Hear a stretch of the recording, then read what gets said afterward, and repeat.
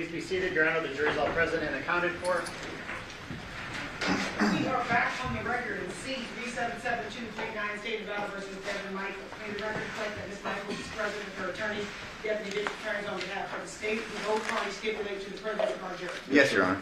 All right, and good morning, ladies and gentlemen. I want to take this moment to remind you guys that there is media coverage regarding this case. You guys see all the cameras that are in the courtroom. In this particular situation, it is very important that you follow and abide by the admonishment that I give you.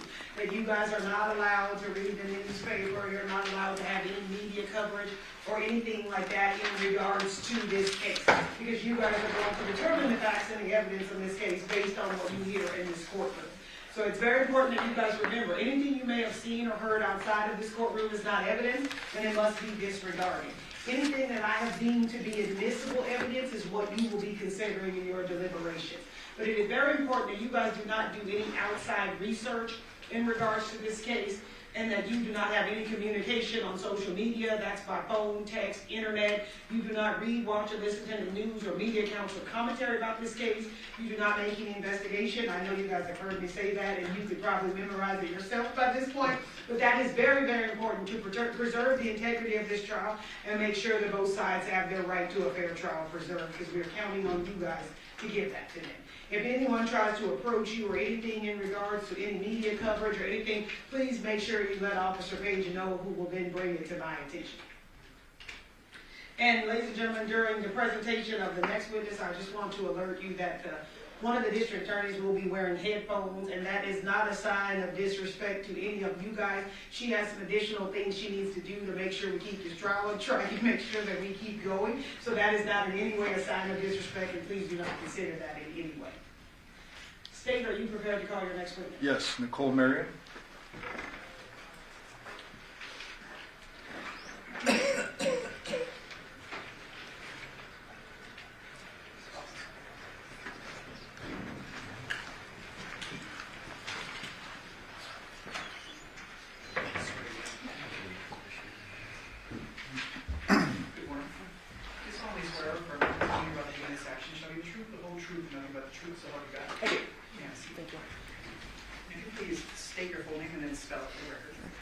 Nicole Mariam, Nicolemariam. Thank you. Ma'am, can you remind the jury what it is you do? Sure, I work for the Henderson Police Department as a crime scene analyst too. And ma'am, last night did I inform you that there were a couple jury questions I needed to recall you very briefly as a witness? Yes. I want to first ask you about these samurai swords. There was a little confusion with Detective Ozawa. I believe he didn't know what went on with them. Okay. Can you tell us what you did with those samurai swords? Sure. So obviously we saw them, and in this case they were something we definitely took note of. We looked at each of the three swords. We took them out of the sheaths, so we actually looked at the blades. There was no damage. There was no dents in the blades. The blades weren't bent. We saw no signs of apparent blood on the blade or on the handle or on the sheaths. So we did thoroughly visually inspect the swords, and there was no indication that any of these three swords were used as a weapon. There was also a little confusion with the DNA analyst, and I want to address it with 238. Do you recognize this phone? Yes, that's the cell phone that Detective Carrie Skinner had. And 236, we got a little glare going, but fair to say there's a crack across the screen? Yes. And then with your mouse, do not click, but you can toggle over where you saw the apparent blood. Okay. So right here, you can see it starts right there, and it is swiped up. You can kind of see that movement up there. So that was the area of apparent blood on the thumb. And so at the bottom, you see kind of a ring. Yes. And you're familiar with blood. You've seen a lot of blood in your career. Yes. Did this appear to be like a drop of blood? Yes, it appeared to be a drop of blood that had dried and skeletonized. So that means it dries, and then remnants are kind of left behind. So you can see it was swiped. So it looks like there was a drop of blood, and then something moved through that blood, swiping it across the screen. What part of this phone did you swab for DNA? The area where the blood was at. not the back of the phone? No, on my evidence impound, it clearly states the screen was swabbed. The sole purpose of this swab was to collect that blood. So I focused specifically on that area of blood with the swabs. Thank you, ma'am. I'll pass it away. Yes, thank you. Yes, thank you. You know, in reference to this purported confusion, we heard from DNA specialist, forensic scientist Elizabeth Papakostas. Do you know her? No, Have you ever worked with her? no. You've given testimony that you've been involved in hundreds of crime scenes. So through the course of your employment at the Henderson Police Department, you've never worked with Ms. Papakostas? No, does she work for the Henderson Police Department? She works with the District Attorney's Office and with Clark County. Okay, no, not to my knowledge. No, she doesn't. She works for Metro, doesn't she? Yes. She's called by the District Attorney's Office in many cases. She's called by the district attorney's office, but she's not employed by them. She's an employee of the Las Vegas Metropolitan Police Department. Okay, no, to my knowledge, I've never worked with her. She gave testimony yesterday, and would you agree with me that she's qualified to give expert testimony? Again, I She doesn't know. don't know her. I think it's a fair question. I mean, she was submitted and proposed as an expert yesterday. Well, if she doesn't know her, I don't know what knowledge she has. I mean, you can voir dire her as to how she would have that knowledge, because she testified she doesn't know her. Do you work with other DNA experts? Not, we have, no, actually, we send all of our DNA to Las Vegas Metropolitan Police Department for it would analysis. And that's a good point. So is the reason you submit whatever evidence that you collect for analysis to the Las Vegas Metropolitan Police Department, is the reason being is they have people that are employed that are experts in reference to the analyzing of evidence that's collected by yourself. Again, I'm not sure what the definition of expert would be or what their qualifications are to get hired in their position. I would hope and assume that they have hired people that are well qualified, but personally, I can't speak on the behalf of their individual qualifications. In this case, we've heard that you took a swab from a cell phone, the Yes. screen of the cell phone, correct? Yes. And then you submitted it for further analysis. Correct. And you submitted it for further analysis to the Las Vegas Metropolitan Police Department, correct? Yes, I booked it, and then I believe a detective or my supervisor is the one that filled out the form to request it be analyzed. But I did swab it and book it so that it could be later analyzed. You've given testimony just moments ago that this was blood on the phone, correct? Apparent blood. Apparent blood. And if I told you that Ms. Papakostas testified yesterday that she could not confirm it was blood, do you have any reason to disagree with me? I also did not confirm it was blood. I just said that the presumptive test of phenolphthalein came back with a positive result, which strongly indicates the presence of it being blood. What's the percentage? I'm not sure. Are you aware of the existence of false positives? Yes, Are you aware what may cause a false positive? not specifically. So again, open question, correct? You can't give expert testimony concerning that was blood on the screen of this cell phone. Right, I correct? never said I did. I said it was apparent blood due to my training experience. It appeared to be blood. That, coupled with the positive phenolphthalein test, indicates strongly that it is blood. But when you say strongly, you can't quantify that, can you? Correct. So again, we should leave that to the experts as to whether or not they confirm that it's blood. Which is why I always refer to it as apparent blood, because apparently it was blood. In reference to the swabs, there was 2 that you took? I took 3. 1 was used to do the presumptive test. 2 were actually booked in as evidence. Okay. And again, you're not aware of what the results were as you sit here today. Not the confirmatory results. The presumptives that I did personally, I'm aware of those results, but not what the results were passed after I booked them. Fair to say that there's a presumption, but then you send it to Metro for a confirmation. Right. In reference to the swords, you testified last week and you're testifying today that you saw the swords, correct? Correct. You acknowledge their existence. Correct. You had testified that you looked at the swords and didn't see anything, correct? Correct. However, you did not swab the swords. did you? Correct. And you did not impound those swords for future evaluations, analysis, correct? Correct. So those swords were not submitted to Metro to confirm the absence of blood, correct? Correct. They were not submitted to Metro to confirm the absence of any other items of evidentiary value, like DNA, correct? Correct. Fair to say that you can't see DNA. Correct. Obviously, you are aware that the phone was submitted for a DNA analysis. I'm aware that the swab that I took was submitted to be analyzed. Okay. And we've heard testimony concerning that from the expert, Ms. Papakostas. But again, no swabs were submitted for the evaluation in the Las Vegas Metropolitan Police Department's crime lab, correct? Of the swords, no. Thank you. I have no further questions. Are you able to see fingerprints on metal surfaces at times?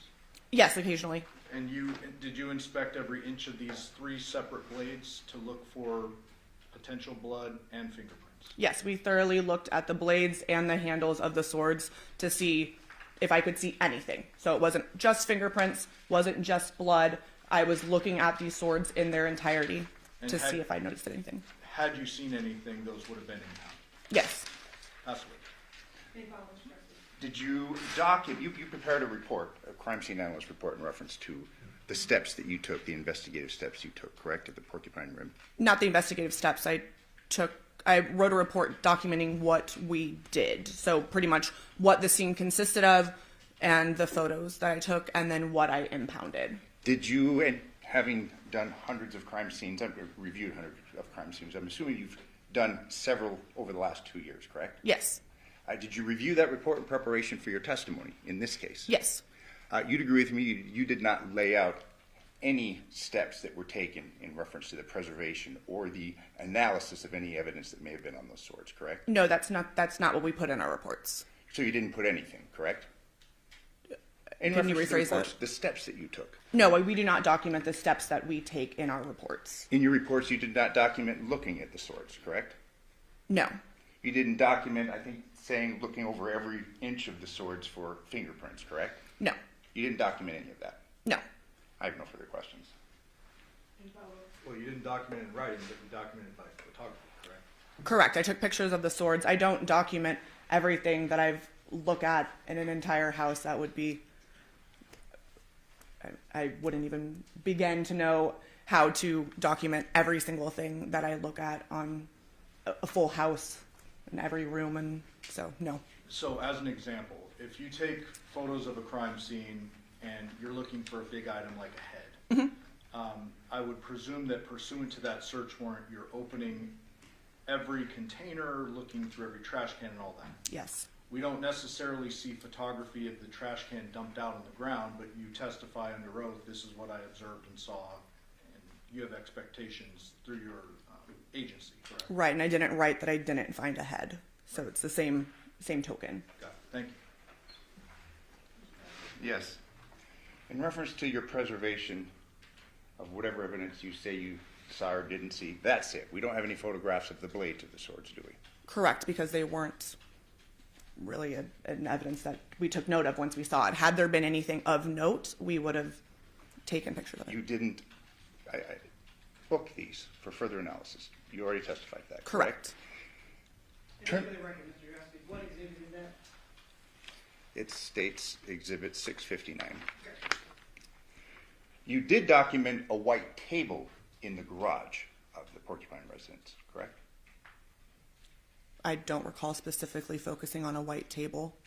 So there are things that you may have done or not done and you can't recall as you sit here. I take overall pictures of the rooms in the house, so I take pictures normally from at least 4 angles, all 4 corners of the rooms looking at it. So just because there is a picture of a white table doesn't mean I necessarily focus in on it. Maybe there was something on top of it, or a lot of times I'll take pictures of things on tables or nightstands because I don't necessarily know what's in play or what we're going to find. So I'll take a picture of, say, a table or a nightstand, and then the detectives do their search. And so then if they say, oh, I found this item of evidence on this table, I likely have a picture of the table so we can likely see that evidence that they later found on that table. But right now, you've been testifying concerning steps that you took specifically in reference to these swords, correct? You've asked me multiple questions Yes. about them, yes. As has the Correct, prosecutor, yes. Correct. And then I ask you about this table, and you don't really have a recollection of what you did or what you didn't do in reference to the white table in the garage. I don't specifically remember doing anything with a white table. If it's in a picture, it's because it was there and I took a picture of the garage. I have no further questions. Thank you. No, thank you. Do the ladies and gentlemen of the jury have any questions for this witness? Okay, seeing no response, ma'am, you are excused. Thank you. Very much for your testimony here today.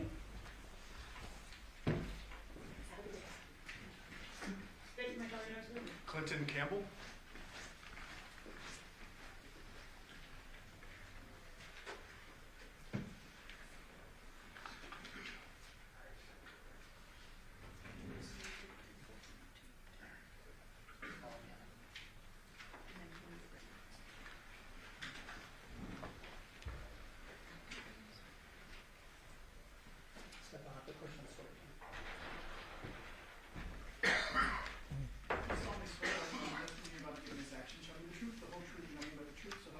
I do. Yes. And officer, please state your full name and then spell it correctly. My name is Clinton Campbell, Clinton Campbell. What do you do for a living, sir? I am a detective with the Henderson Police Department. I work as a digital forensics examiner in the lab. What does a digital forensics examiner do? Conducts digital forensics on electronic devices. And can you explain generally the process by which you do that? Yes. Most of the devices we encounter are cell phones, and we'll get a cell phone from an investigator or a scene, and then take that cell phone to our lab to conduct an examination on it. Okay. Have you received specialized education and training in order to do what you do? Yes, I have. And can you describe that briefly for the jury?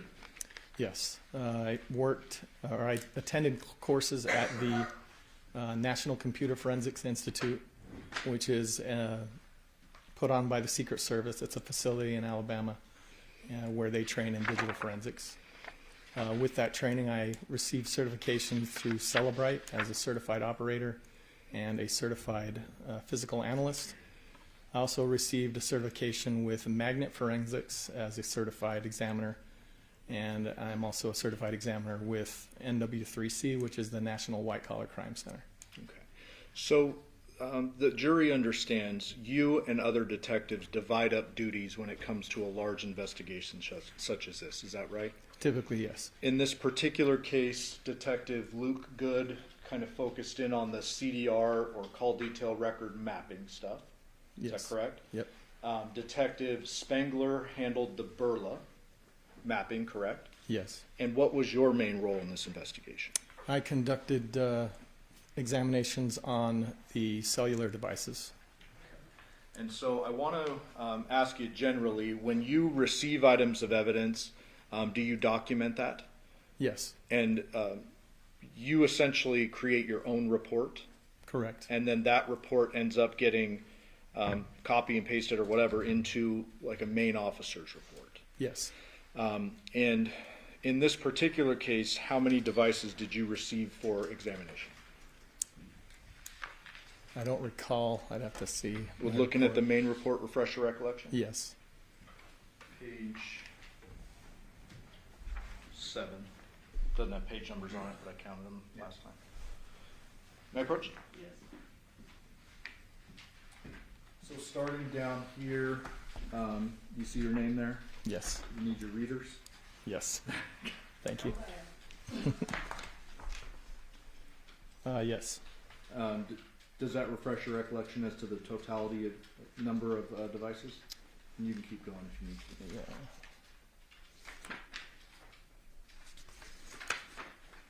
Yeah. Yes, there were 11 devices. I also conducted an examination on the router Okay. at the residence. Okay. So technically 12 devices. Technically 12 devices. So, in looking at this report, does it appear to be consistent with what you initially documented and then provided to Detective Ozawa? Yes. So with that in mind, I'm going to go through the devices you received and just have you acknowledge yes or no did you receive them, okay? Okay. Samsung Galaxy Z Fold cell phone, Yes. Samsung Galaxy Note 8 cell phone, Yes. Samsung Galaxy A52 5G cell phone, Yes. Apple iPad 6 tablet, Yes. LG GBX ThinQ cell phone, Yes. Samsung Galaxy A52 5G cell phone, another one, Yes. Samsung Galaxy Tab A tablet, Yes. Samsung Galaxy S8 Plus cell phone, Yes. Samsung Galaxy S5 cell phone, Yes. a Lenovo tablet, Yes. and HP laptop? Yes. Okay. And so when you receive all of these devices, is it you and you alone that starts to analyze them, or are you working in tandem? We'll work in tandem typically. Okay. Just depends on the duties that are happening at the time. What types of tools are you using to analyze these different types of devices? We use hardware and software that's made to analyze the devices, and specifically we'll use like gray key or magnet forensics devices and software, as well as Celebrite. And are you trained in all of those different softwares and hardwares? Yes. Is Celebrite the main one that's used for cell phones? Yes. And was that done in this case? Yes. So, of the 11 devices, did I ask you in preparation for this trial a few weeks ago to go through and see which devices were active during an operative time period? Yes. And did you then narrow the devices down to those that were active during August 6, 2023, around 9 or 10 p.m. up until about 9 a.m. on August 7th of 2023? Yes. And did you narrow that down to 3? I did.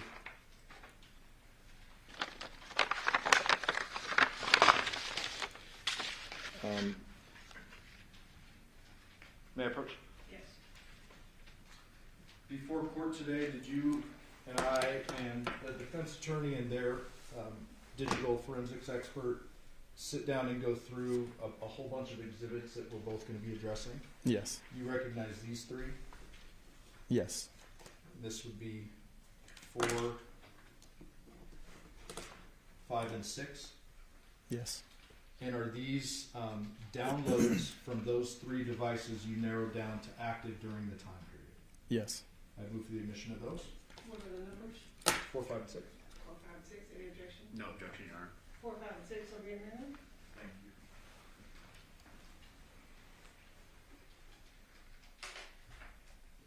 Permission to publish? Permission granted.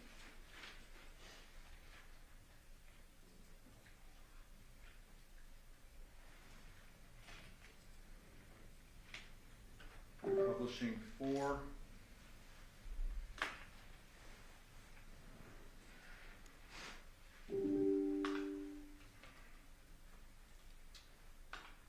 So in Exhibit 4, we have item number 2, note 8, Johnathan timeline. Is that correct?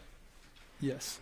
When you add the title item number 2, is that 2 on that list of all the 11? Correct. Okay. And then it says note 8. What does that mean? That is the model of the device. And then it says Johnathan timeline. Yes. So when you go into Celebrite, Celebrite hardware plugs into the actual phone itself, correct? Yes. And then that hardware and software extract the contents of the device. Yes. When you extract the contents, are you attempting to extract every possible thing on that phone? Yes. It's like a little computer, right? Correct. So you're trying to get everything from it, and then you can focus on different categories, et cetera, once you've taken everything from it. Yes. And in this particular case, with this exhibit 5,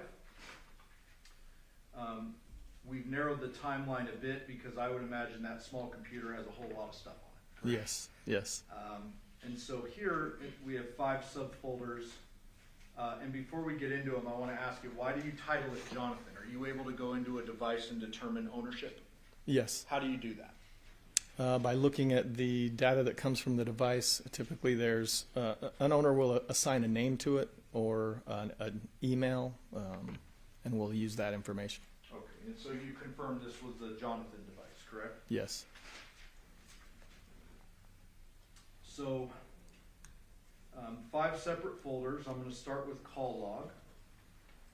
And I open that up just for the jury, since they're going to have this in the back. What does this PDF mean to these folders up here? So the folders that are included with the PDF are dependencies or folders that are needed to open hyperlinks that are in the PDF. So if there's a photo or some other link that you need to open, then in the PDF you can open it straight from the PDF, but it's in those folders. Okay. And so the PDF starts with on page 1, or it is one page, I apologize. Call logs, correct? Yes. And this shows this first one in column 1, or I should say in row 1, says 8/7/23, 7:24:50 a.m. You see that? Yes. And it says UTC -7. Does that mean that this exhibit is already adjusted out of UTC time? Correct. So this should be our Pacific Daylight Time, accurate time on the date in question. Yes. And it shows some missed calls here. Yes. And then it says like the name, one's a private number, one's mom, another's mom. Then we get into Tracy Willette, private number, Tracy Willette. You see that? Yes. Okay. And so when I close out of this, why are these folders included in the exhibit basically? They're typically included when the report is created, so that if there's any data that or hyperlinks that need to be linked, they would be in that folders. Okay. And so this one looks like just a random or generic image. Yeah. So, but anything that's relevant to the PDF is contained up here. Yes. Could be audio, could be photo, could be any number of things. Yes. Okay. Let me close out of that.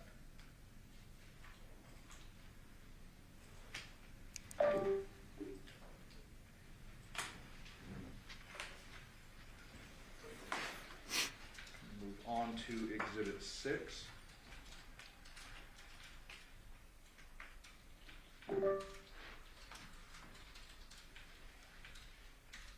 For the record, this says item number 3A52 Devier timeline, correct? Yes. Then inside, oh, looks like the same title. And then we have several subfolders here, all associated with the Devier phone, correct? Yes. Let's start with messages. So again, inside the message folder, there's a PDF, and then there's 3 subfolders, right? Yes. All right. And so this would be, the PDF, would be the messages that you extracted from the phone during the operative time period.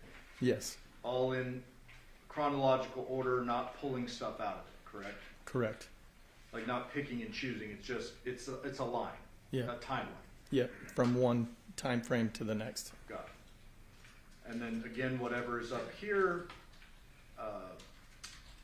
would be associated with the PDF in that exact folder. Yes.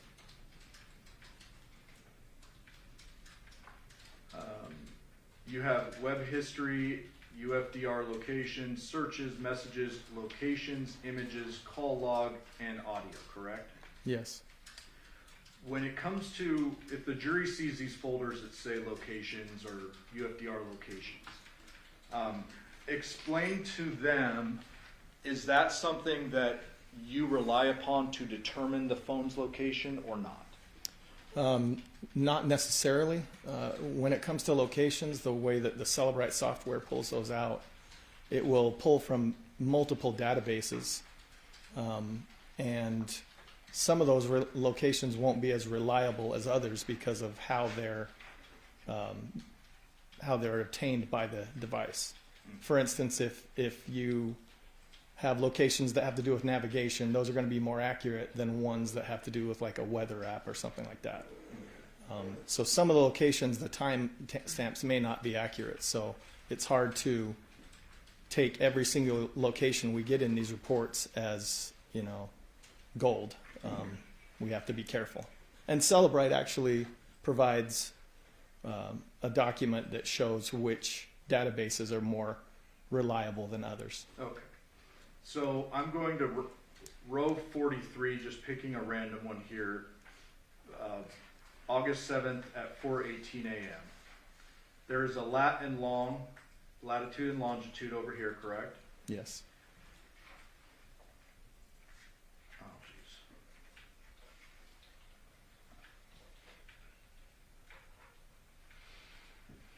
So I'm going to feel access here.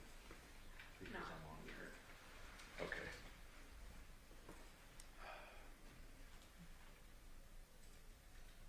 So I can log out of this. Then maybe plug in there.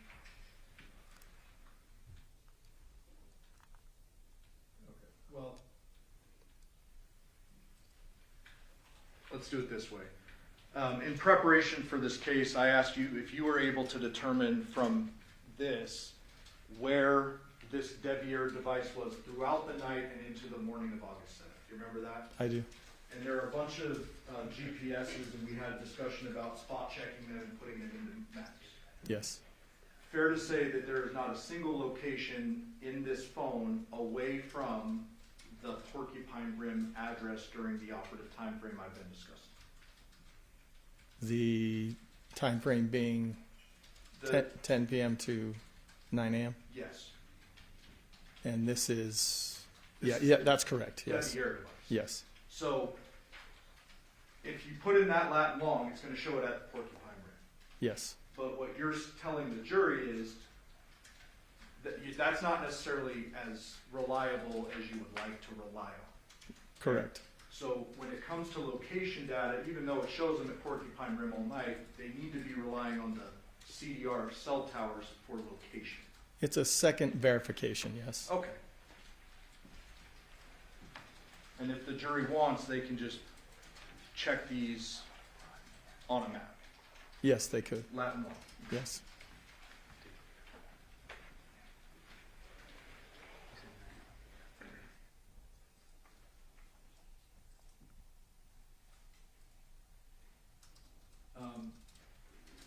In this particular device, did I ask you to look at this device and see if you could tell whether the person who had this device was using it throughout the night into the morning hours that we've described?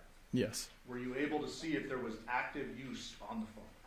There was some. Yes. What was that? There was some Instagram use.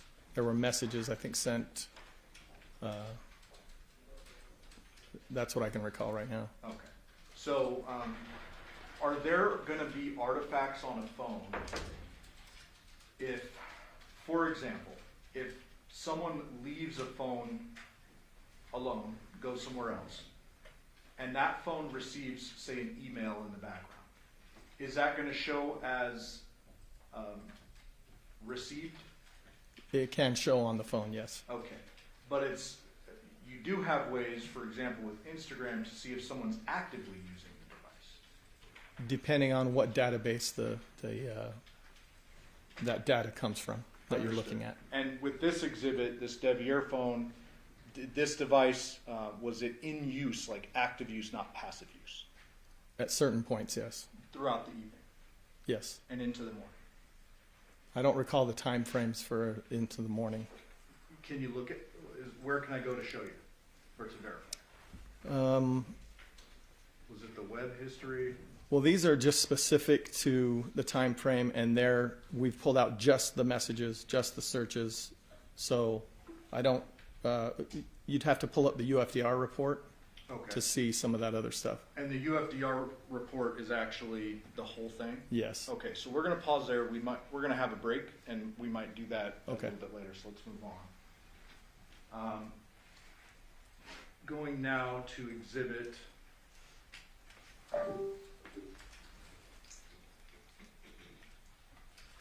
4.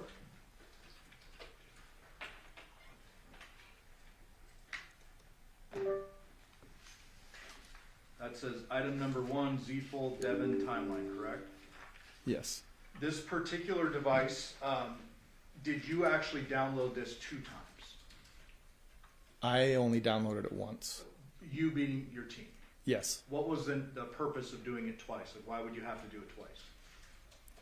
I'm not sure on why the detective wanted to do that, but I could assume. Okay, well, I don't want you to assume, but fair to say you're asked to check it once up until August 7th when the phone is seized, Yes. and then you're asked again to do it all the way up until August 16th or so? Yes. Okay. So within this folder,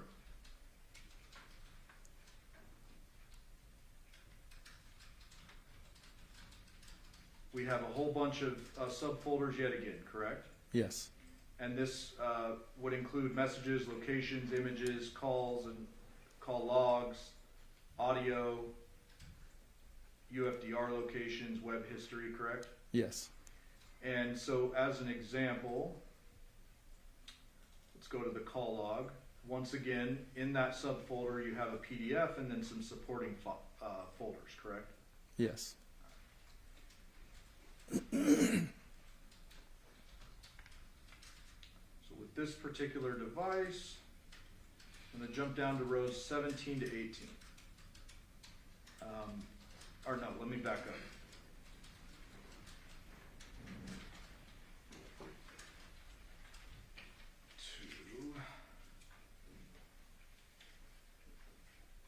So let's start with 10:58 p.m. That appears to be an outgoing call to Devyn at 10:58. Yes. Then there's a bunch of these Michaels home incoming. Does that mean this phone is receiving calls from Michaels home? Yes. 11, 11:40, 11:12, 11:13, 11:13, 11:14. You see those? Yes. And these are missed calls. Yes.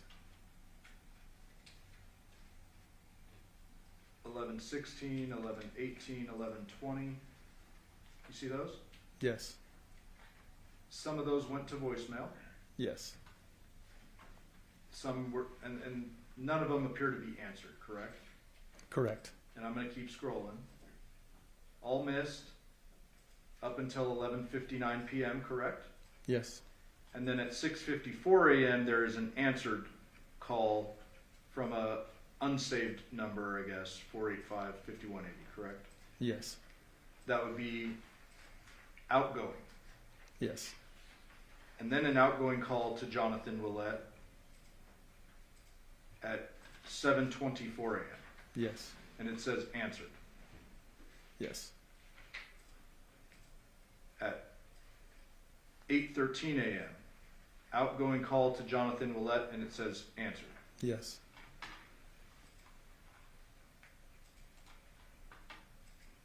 These are all the supporting files, correct? Yes. And that would be the same for any of these folders that the jury would like to open. Correct.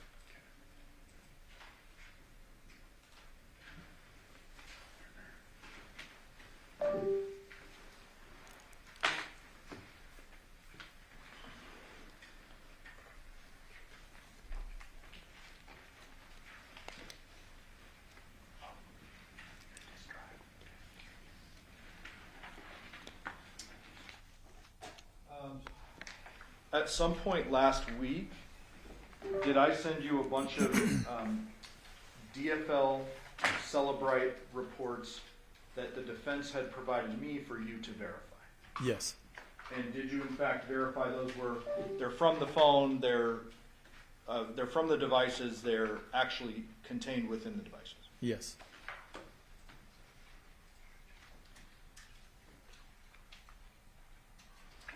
Mike, I'm going to need your exhibits just to say that. And I gave everything back to their email. Oh, actually, no, they didn't have it. No. May I approach? And just for the record, the things you reviewed started with defense A through Z2, and you and the defense attorney, myself, and their expert went back and verified these in the back room before trial. Yes. There are a couple of very specific items that I asked you to look into. Is that right? Yes. There was a suggestion that there was a gun photo on Devier's phone from August 7th. You remember that? Yes. And did I ask you to look into that and say, hey, you know, was Devier looking at a gun photo on August 7th or creating one? You remember that? I do remember that. And did you create a separate report for that? Yes. Showing you 651.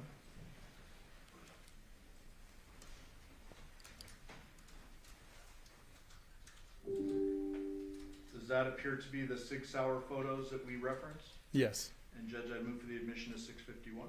Any objection? We could approach briefly. Yes.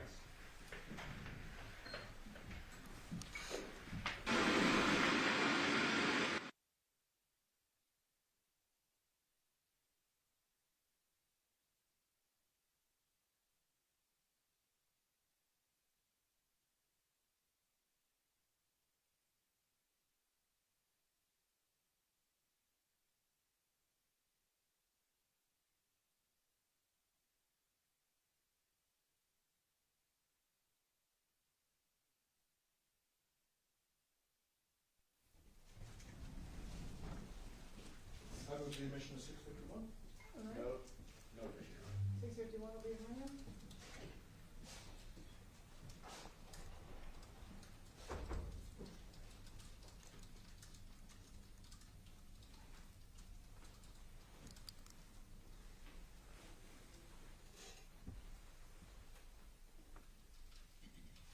This isn't. Oh, maybe it is. Yeah, it's a blank page, that first one. Sorry. This information on the third page, what is this telling the jury? It's basically the version of the software that we used, and then the device information or the source extraction. Got it. And so these photos were what I asked you to look into? Yes.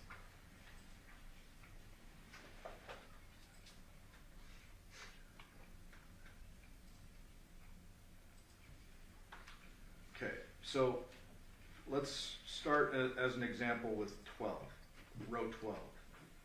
What type of information do you have about this device? I'm sorry, this photo. Okay. It shows on that first pane the name of the photo itself, what it was named, as well as the path that you can find that in the database. Then that second pane shows the metadata for the photo, meaning the camera that took the photo, the model, what time, different information about the photo itself, and then obviously that last one is a thumbnail of the photo. What does capture time mean? That's typically when the picture was taken by whatever camera or device. So these all appear to be 7:15 of 22, right? Yes. Nothing on 8/7. No. Show you another one.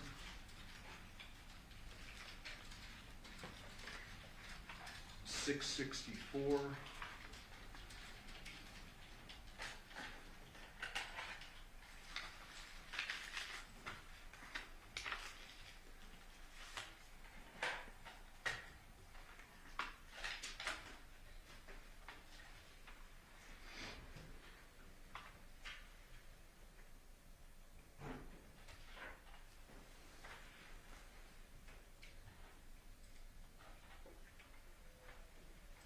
What are we looking at here? I did a reverse image search on one of the photos in question. What does that mean? Means you can take basically a image or a photo that you have, put it into Google. Google will look at that picture and tell you if it exists anywhere else on the internet, for instance. And this is with specific regard to a gun photo that I provided to you that was provided to me by the defense. Yes. I move the admission of 664. Any objection to 651? No, Your Honor. 654 will be in hand. Thank you.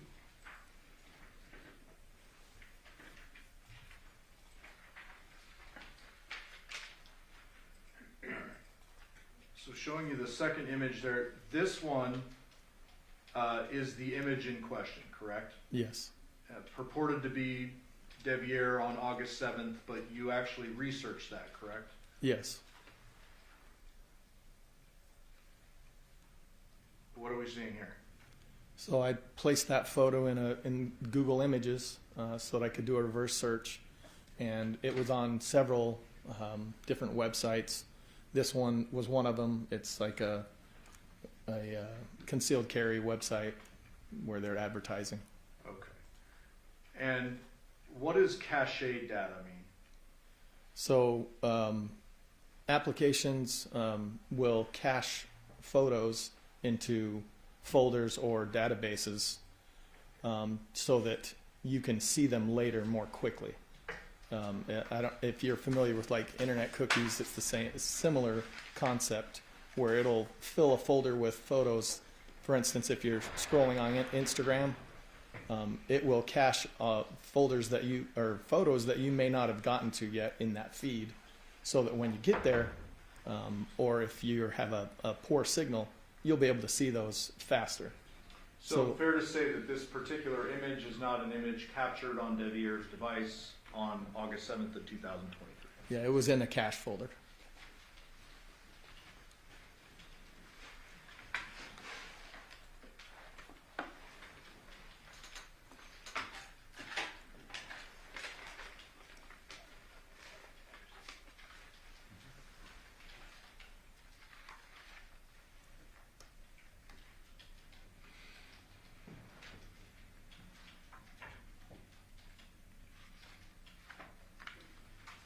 May I approach? Yes. Showing you 667.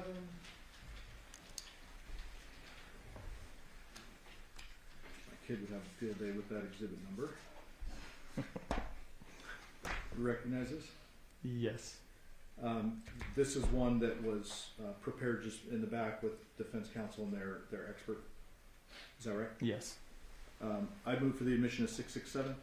Any objection to 667? No, your objection. Okay, 667 will be a minute. Fair to say this is a text conversation between Devyn Willette and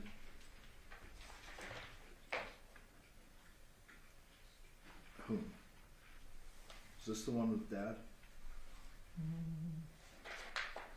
1536. Let me just go back. Yeah. Dad? Yes. And this is several pages. The jury will have it if they want to look through it. But there was some text messages referenced on the very last page, 37.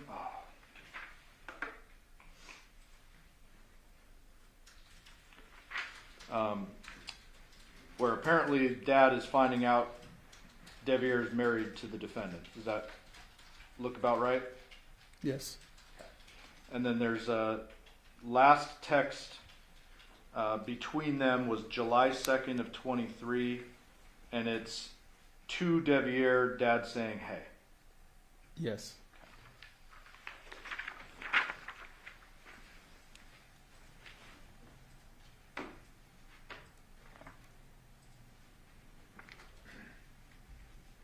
Did you want that? Did I mark that? We moved the admission of 608. Any objection It's to just the 608? head. I don't know why it's that. Any objection to 608? No, Your Honor. 608 will be a minute.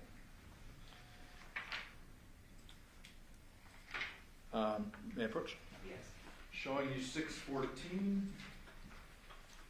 Recognize that? Yes. And is that an image from the defendant's phone? Yes. The Devyn phone? Yes. Move for the admission of 614. Any objection to 614? No, Your Honor. 614 will be a minute. That's just one of many family type photos. Yes.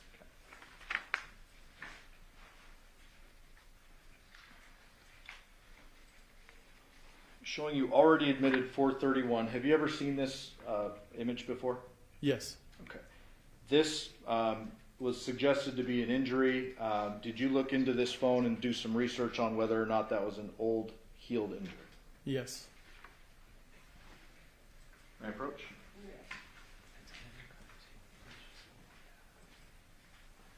Yes. Showing you states 665.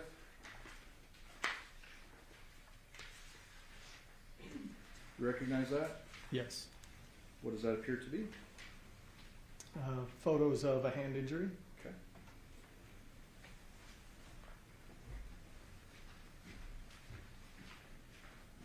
the omission of 665.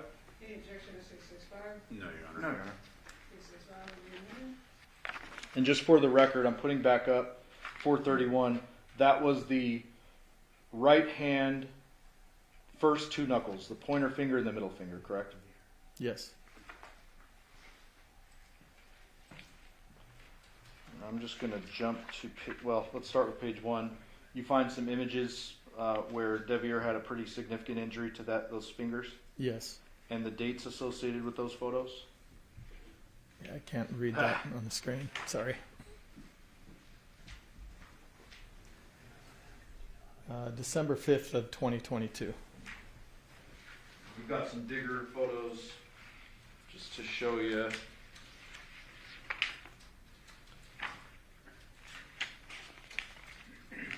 So page 7, page 8, see that? Yes. Fair to say pretty significant gashes to the pointer finger and the middle finger at the knuckle. Yes.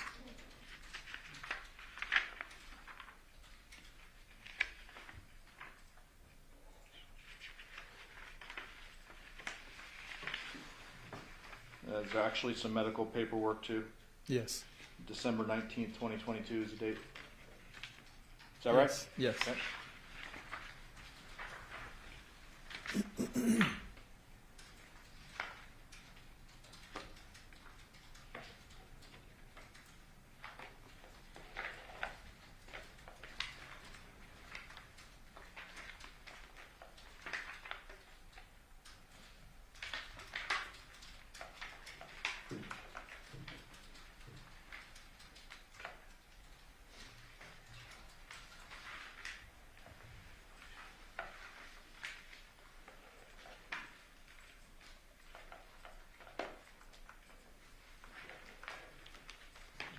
Your exhibit U.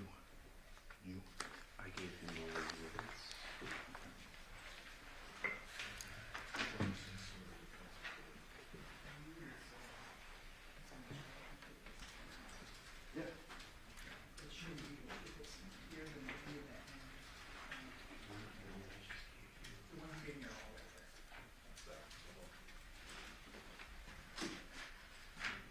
What do you mean? U was not included in that stack, so it should still be in the back.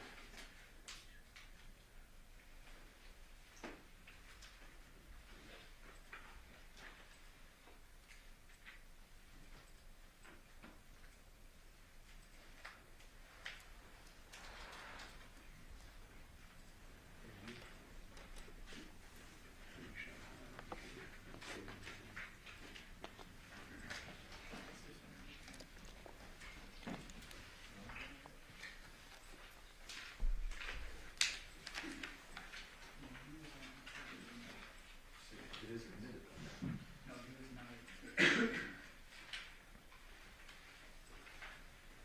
So would it be in your not admitted?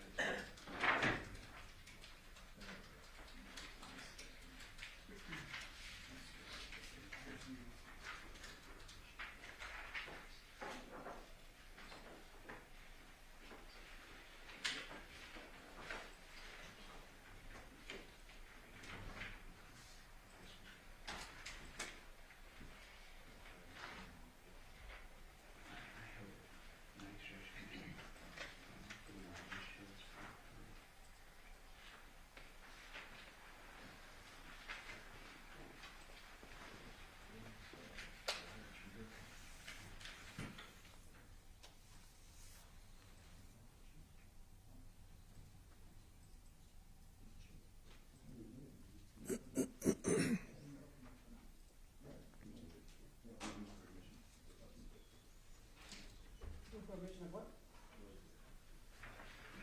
What is this? L? It's through you. L through U, any objection to? No, Judge. Yeah, with L through U will be omitted.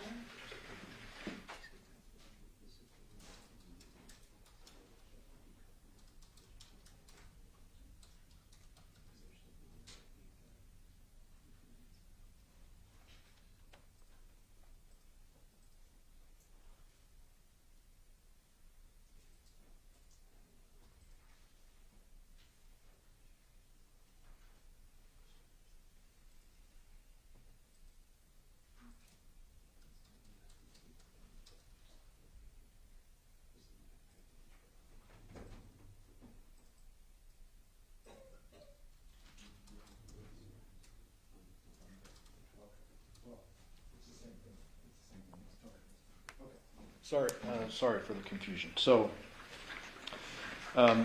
defense L through U is a conversation that I think the jury has seen part of this. Liar, cheater, liar, cheater. Yes. Who is this conversation between? This is between Devyn and Devere. And then there's a bunch of stuff on and on, relationship stuff. And it ends at U, it says clearly not cheating. Yes. What's the date and time on that? I can't see it, Let sorry. me zoom. 8/5/23 at 5 a.m. Okay. That's not the last text in that chain, correct? No.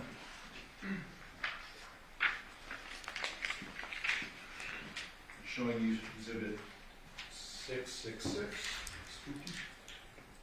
Yes. This includes the last text on that chain, correct? Yes. I've moved the admission of 666. No objection. 666 will be in there. So, on page 1, this is the liar cheater stuff, right? Yes. I want a divorce, a bunch of back and forth. Keep your alcohol. I'll see you when I'm off. Don't bother. It's not a bother. I really am over this. Honestly, sounds like a personal problem. Just relationship stuff, right? Yes. And then at the end, what we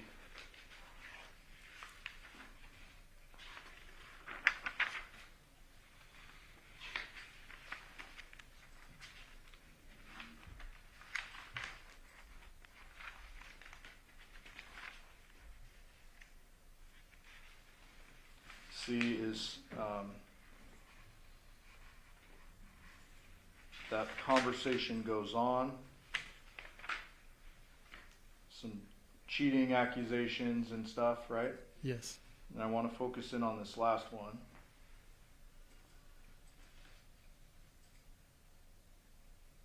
What are we looking at here? It's a message sent on 8/6/23 at 10:36 p.m. from Devier to Devyn's device. Says, "See you when you get back. I'm going to sleep. Girls are in the living room." At 10:36 p.m. on August 6th of 2023. Yes.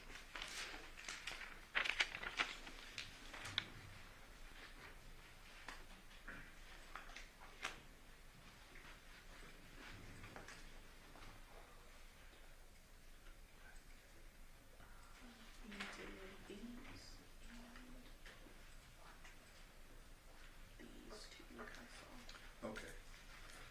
Thank you, Judge. I will pass the witness. Your Honor, may we approach real quickly?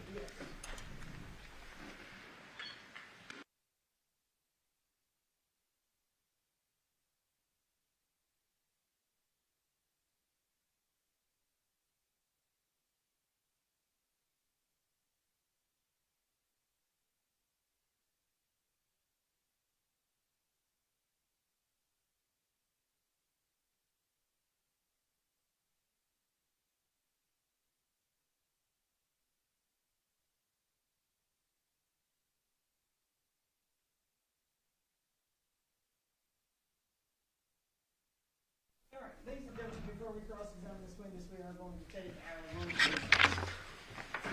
During this recess, you must not discuss or communicate with anyone, including fellow jurors, in any way regarding this case or its merits, either by voice, phone, email, text, internet, or other means of communication or social media. You must not read, watch, or listen to any news or media accounts or commentary about this case. You must not do any research, such as consulting dictionaries, using the internet, or using any reference materials. You must not make any investigation, test the theory of the case, recreate any aspect of the case, or in any other way anticipate or learn about the case on your own. You must not form or express any opinion regarding this case unless facts are to you. Ladies and gentlemen, it is 12:10. We will be in recess until 1:20. All rise for the jury.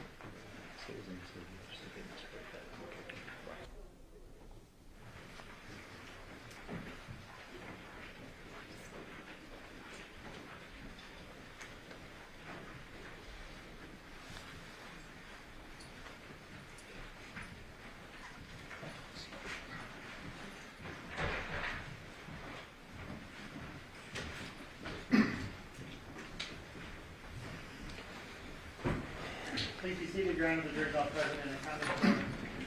We are back on the record in C 377-239, City Manager Devyn Michaels. May the record reflect that Ms. Michaels is present, the attorney, deputy district attorneys on behalf of the state, do both prosecutors in presence of our jury. Yes, Your Honor. Yes, Your Honor. And ladies and gentlemen, jury, I do apologize for the delay, but as I told you in the preliminary instructions, if we have to delay, it's only because we're trying to make things smoother for you guys on the back end.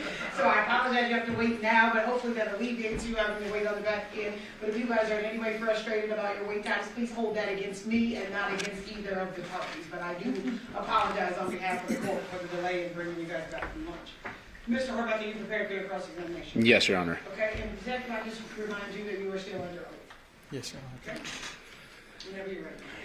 Good afternoon, Detective Campbell. I'm going to start with just a few things that were touched on your direct from the state.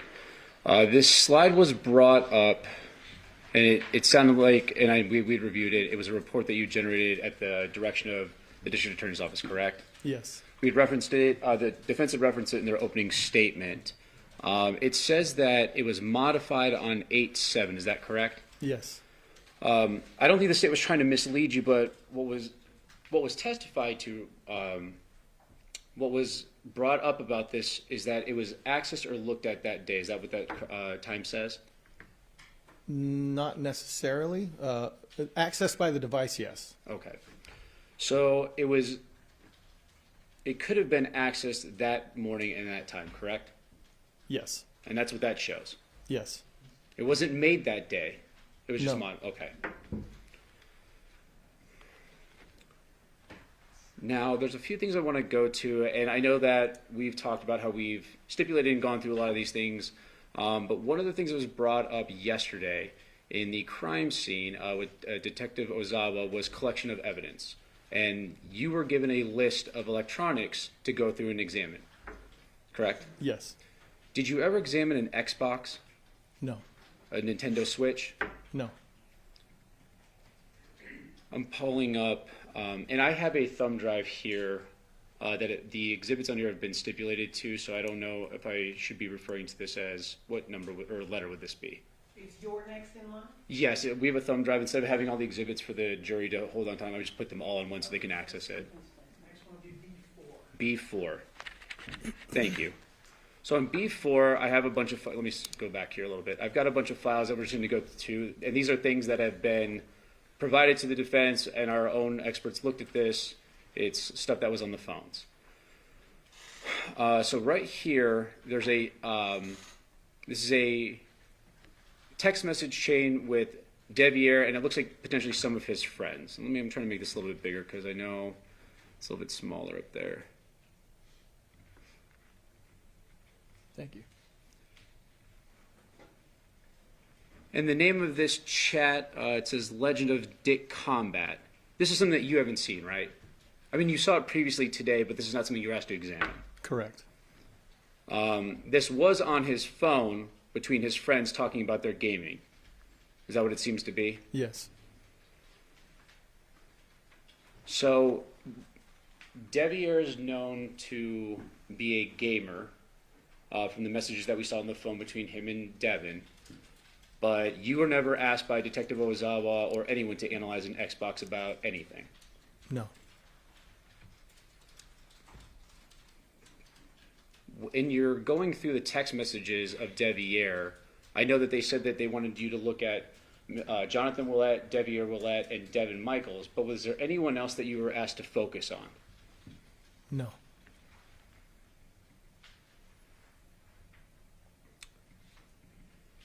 And just kind of along the same lines of the Xbox,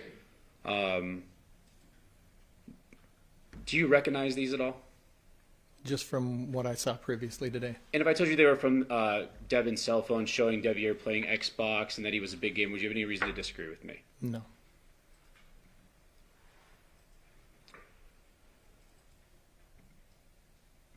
And there's even more messages that we got from Miss Michaels' phone from the Celebrite extraction, talking about the video gaming. Because obviously it seems like he was a big gamer from reviewing all these messages, correct? Yes. Now, in going through the text messages, were you asked to look at the conversations between Devyn and Johnathan? Yes.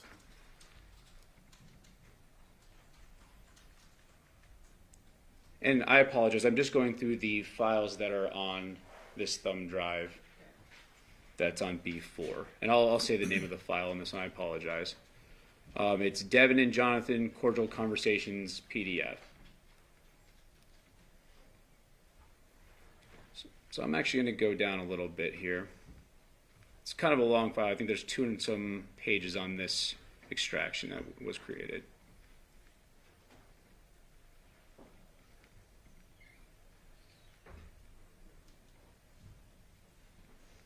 Now, who would this, from what you're seeing, who would this be to? Can you tell which parties are which? Just by the phone number, a lot of times the names or whatever they put in the phone, but the 9242 phone number to someone else, I'm not sure. Okay, and if I told you that these are messages between Devyn and Johnathan, would you have any reason to disagree with me? No. Just on this message from 8/2/2023. I'm doing good, trying to hustle up $50 someday or somehow today. I have Saturday for sure, but need gas.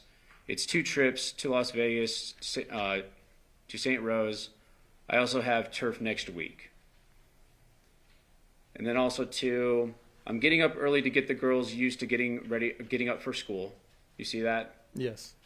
And what was the date of that one? August 2nd, 23 at 8:18 a.m. On another one on August 2nd, I'm gonna have good things happen for me today. It's just early. And it looks like she responds, great things. Correct? Yes. And that's around the time, you said 10:03 in the morning? Yep, same day at 10:03, yes. I'm going to jump around a little bit because this will go back to the jury and they'll be able to see these conversations.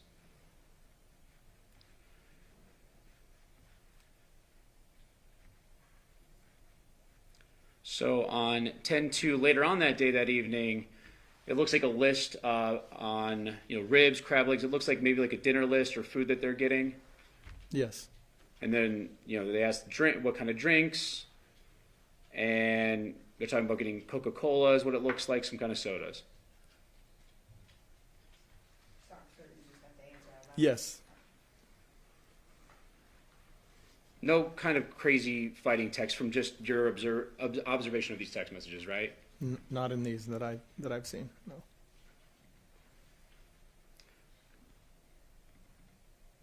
And this is Devyn Michael or a Devyn medical activity file on the thumb drive. So if I zoom in on this, do you know which phone this came from?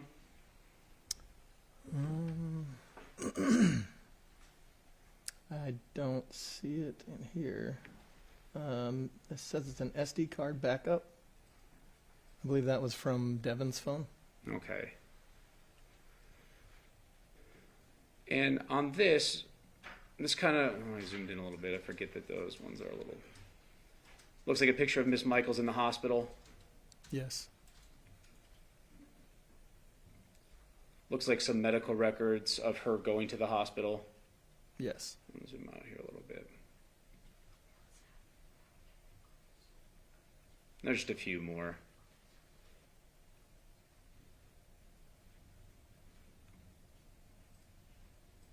And that's what that looks like. Those came from her phone, correct? Yes. Now I'm going between Devyn and Devier. And who does this look like? I'm sorry, yeah, Devyn and Devier. These messages were previously addressed by the state, but we put them in here for the jury to have easier access to them. But do you know what number that came from, that top one? Liar, cheater, liar, cheater? It doesn't look like it shows here.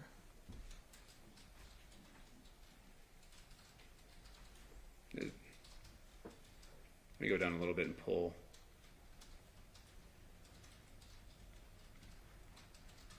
So we get the extraction one. There you go. Does it say there? Yes. And that's That's Devier's Devier's phone, yes. Okay. I'm sorry, counsel, can we just clarify who sent it? That was Devyn to Devier.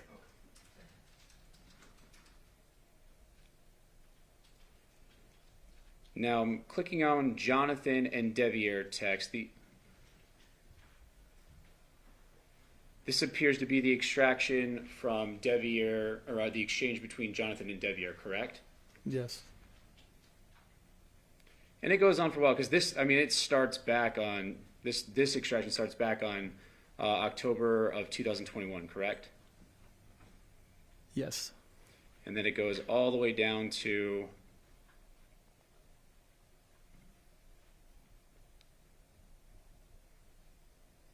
looks like July 2nd of 2023. Yeah.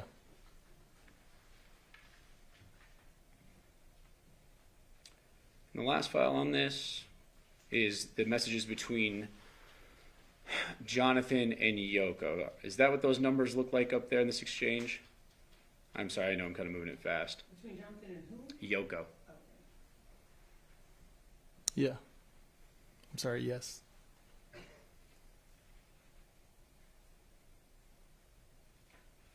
And this goes all the way up to July of 29 of 2023. Yes. Is that correct? Yes. That last message.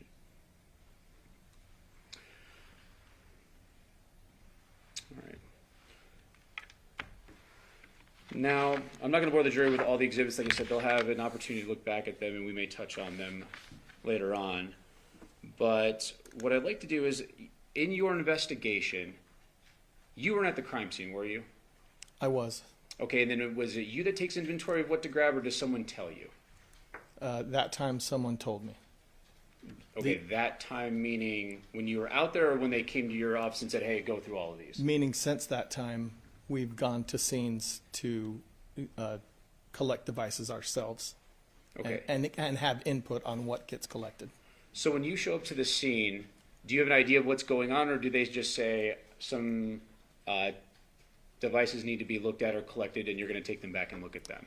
So in this particular instance, I was called just to go and do a router interrogation.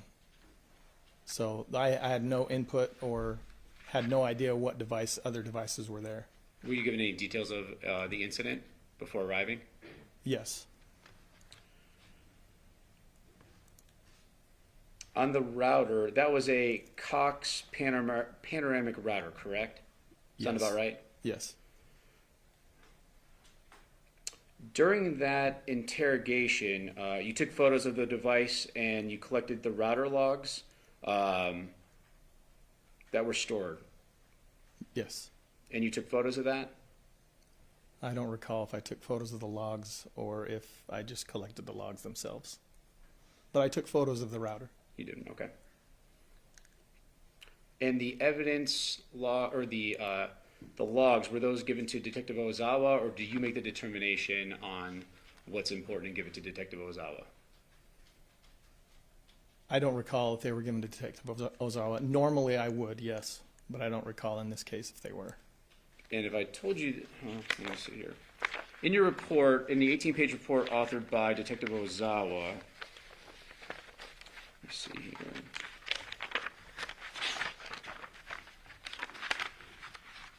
I'll give you a page number here in a second.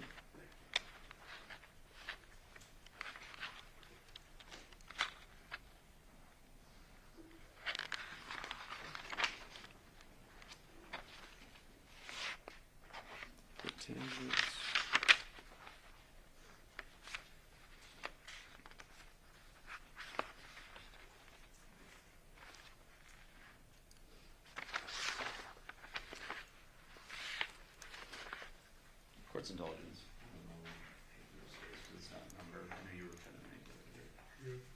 Still. Still there.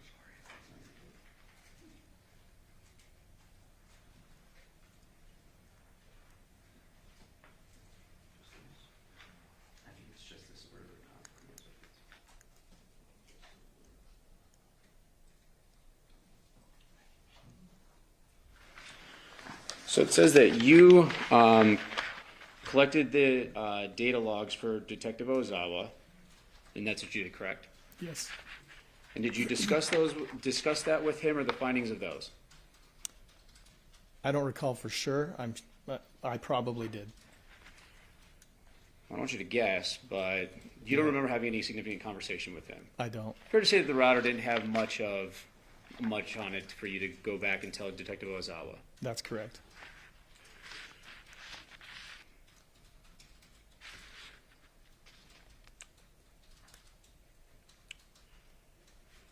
Now, when we get into all the devices, there's 11 devices plus the router, so there was 12. Yes. I want to clear up a few things.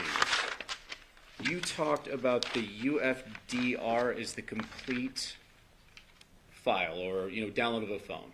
Yes. Now, the UFDR, is that something that when you extract the phone, you get that, and that's the whole thing, or is that something you are focused in on? No, the UFDR is like a full report of all the data from the phone. Is a UFDR different from a UD or UFD? I'm not sure.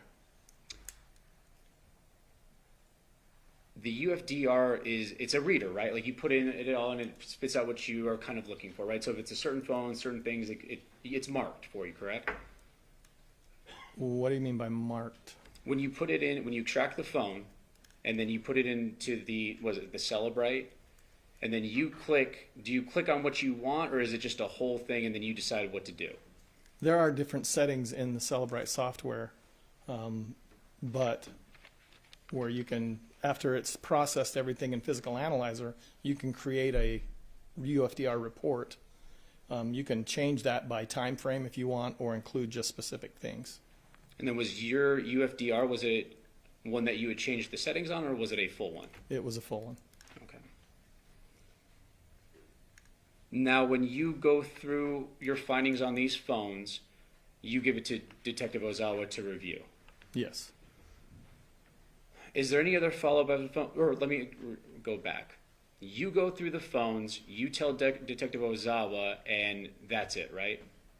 Normally, yes.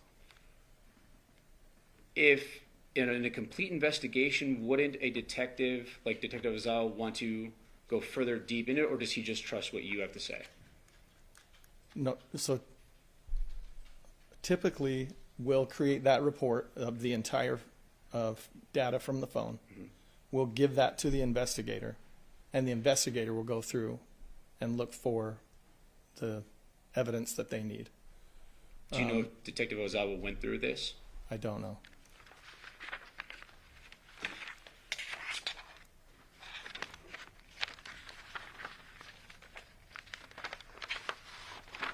Court's indulgence.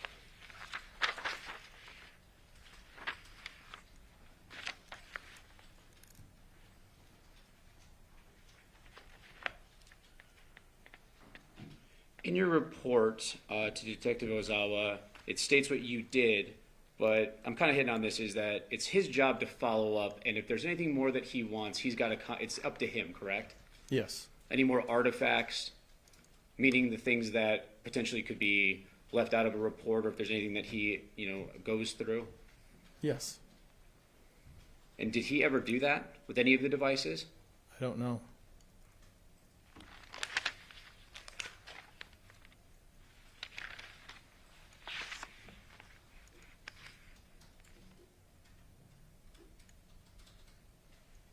Do you remember going through the HP laptop? Yes. Anything of any evidentiary value on there? No.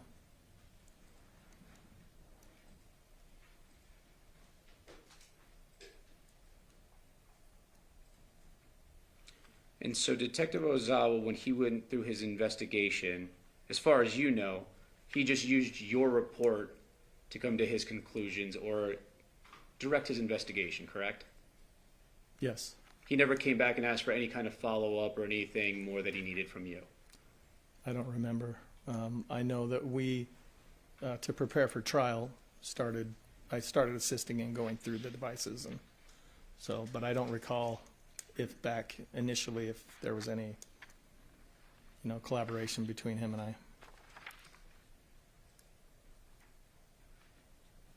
Court's indulgence.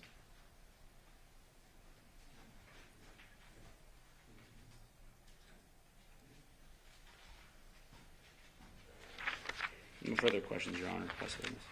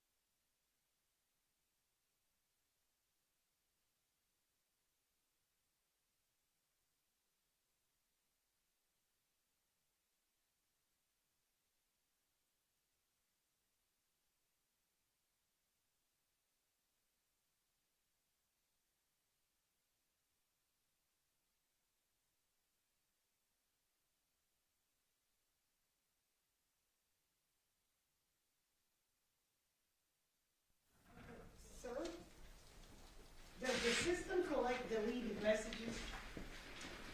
It can, yes. Would examination of the home router show activity for the Nintendo Switch or the Xbox?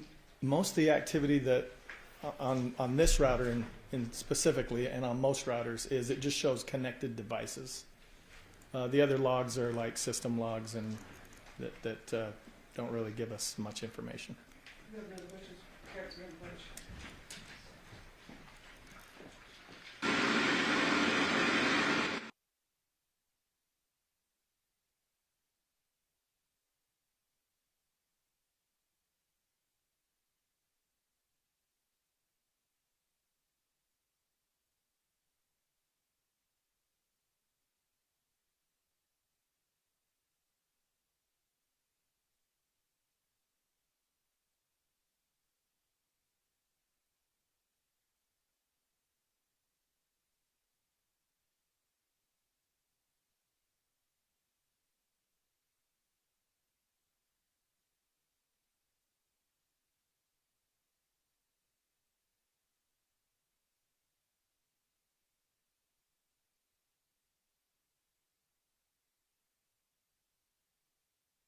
Ladies and gentlemen, do you have any further questions for this witness?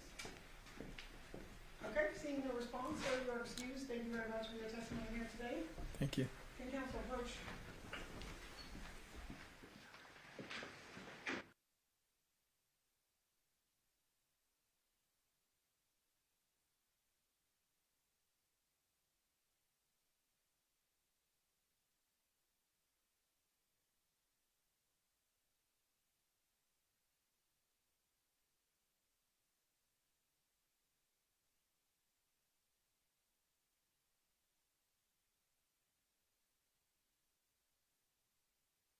Judge. Detective, with regard to the router at home, you said it logs connected devices. Yes. If I have a router at my home, my line connects to it, it's going to show connected consistently, correct?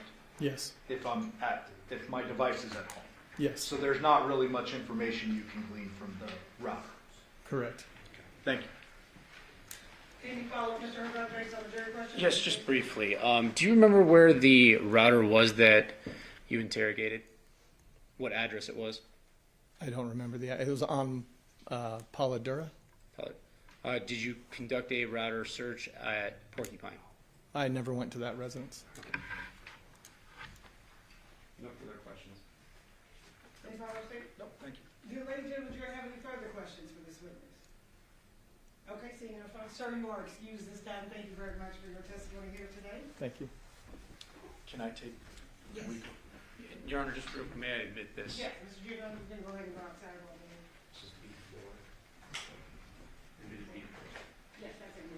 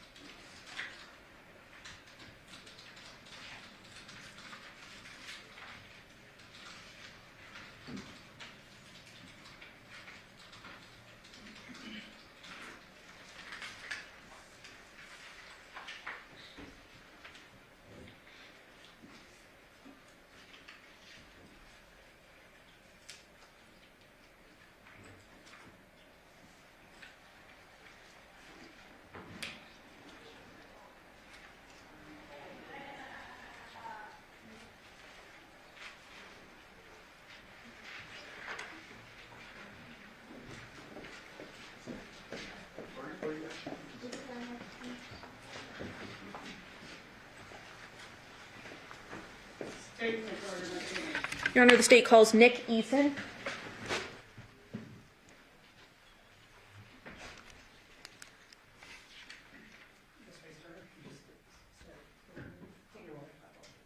Step on up, raise your right hand, please, and swear. You solemnly swear or affirm the testimony you're about to give this action shall be the truth, the whole truth, and nothing but the truth, so help you God? Yes, sir. Yes. And sir, if you please state your full name and spell it for the record. Sure. My full name is Nicholas Anthony Eason. First name Nicholas, Anthony Anthony. Last name Eason, Eason. Who do you work for, sir? I work for Clark County Family Services. What is your position there? I'm a family services supervisor.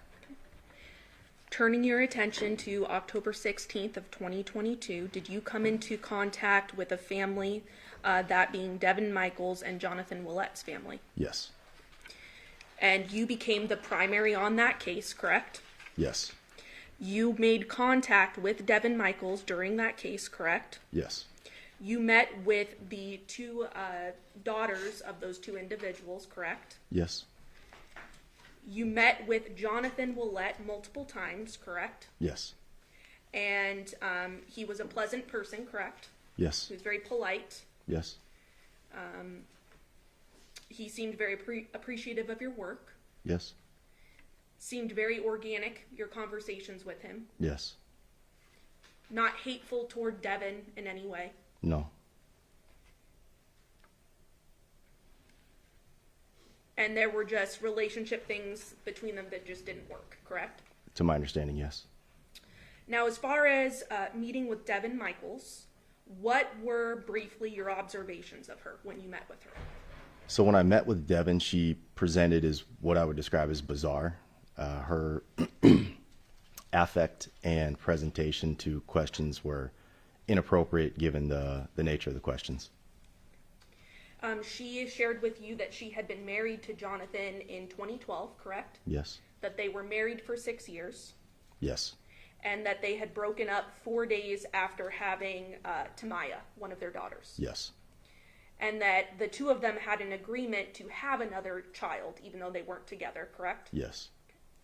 And her and Johnathan, she explained they were not a real married couple, correct? Yes.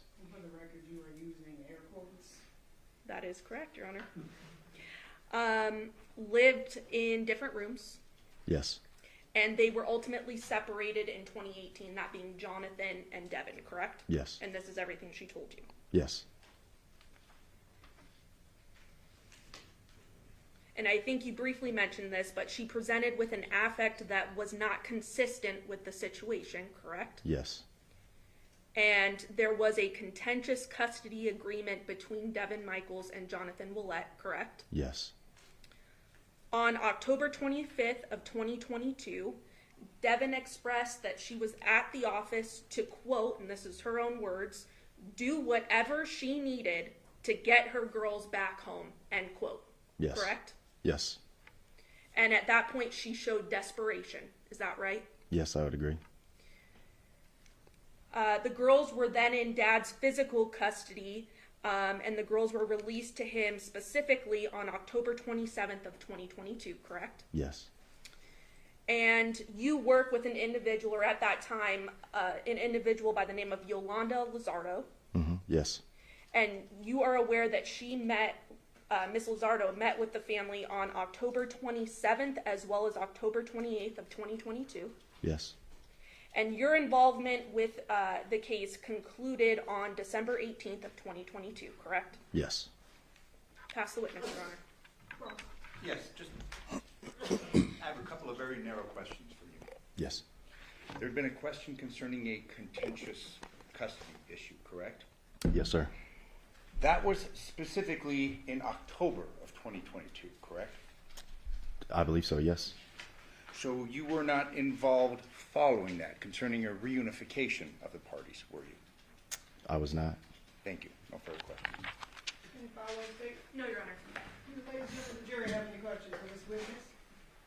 Okay, seeing no response, sir, you are excused. Thank you very much for your testimony. Thank you, Your Honor. State, you may call your witness. State's next witness is Yolanda Lizardo.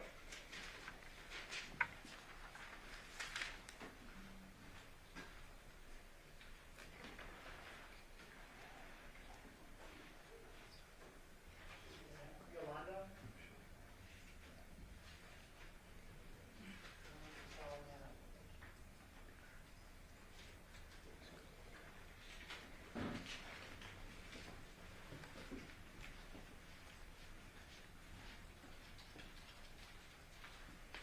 You can step on up to me and stand. The person that's swearing you in. Good afternoon.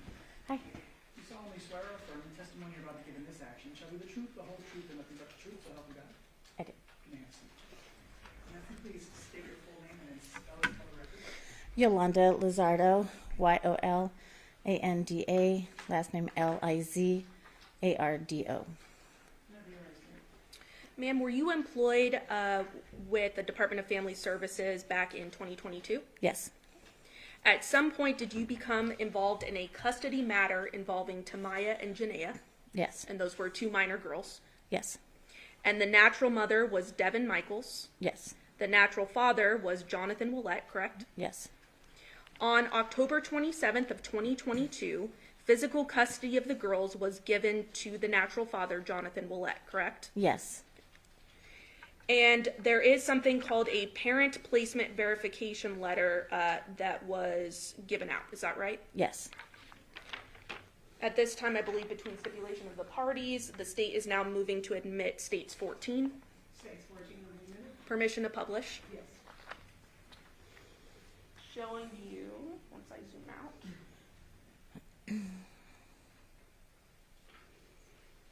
States 14 there, is that parent placement verification letter we just spoke about? yes, And the two minor children's names are there, Tamaya Baker and Janaea Willette, correct? yes, With, I assume, their birthdays, correct? yes, And then down below is your signature there. yes, And it states that they have been reunified with their natural father, Johnathan Willette, on October 27th, 2022. yes, Correct.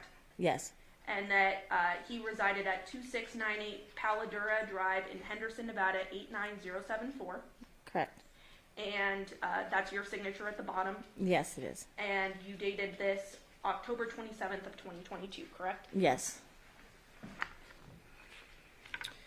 Now, this was a contentious agreement between the mother and the father, correct? yes, The mother, Devyn, was not happy about it. Is that correct? yes, The father, Johnathan, was happy about getting the girls, correct? yes, Devier was not involved in the custody agreement, correct? yes, And you yourself met with Dad, Johnathan Willette, multiple times. yes, You were actually the individual that gave the two minor girls to the father, Johnathan, correct? yes, And you conducted follow-up at the father's home with the girls. yes, The girls appeared happy with Dad during those follow-ups. yes, They were well taken care of. yes, All their needs were met. yes, Once they were placed with their father, Johnathan, you had no further involvement. Is that correct? yes, Pass the witness.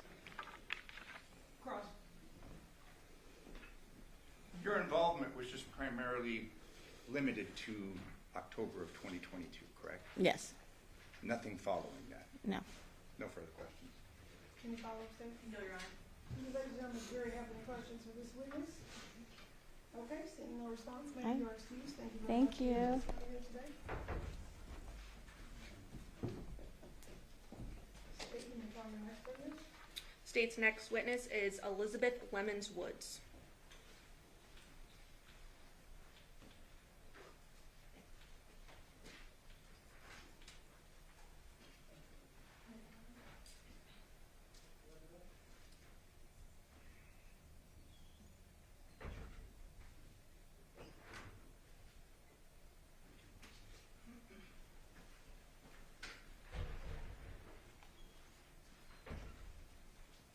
You can step on up and remain standing. The person that's swearing you in. Good afternoon. You solemnly swear or affirm the testimony about to give in this action shall be the truth, the whole truth, and nothing but the truth, so help you God? Yes, I do. Yes. Again, if you please state your full name and then spell it for the Elizabeth Lemons Woods. Elizabeth is Eliz, Abeth. Lemons, Lemons, and Woods, Woods. Good afternoon, ma'am. Good afternoon. How are you employed? With the Department of Family Services. And you were employed in that capacity in 2023 as well, correct? Yes.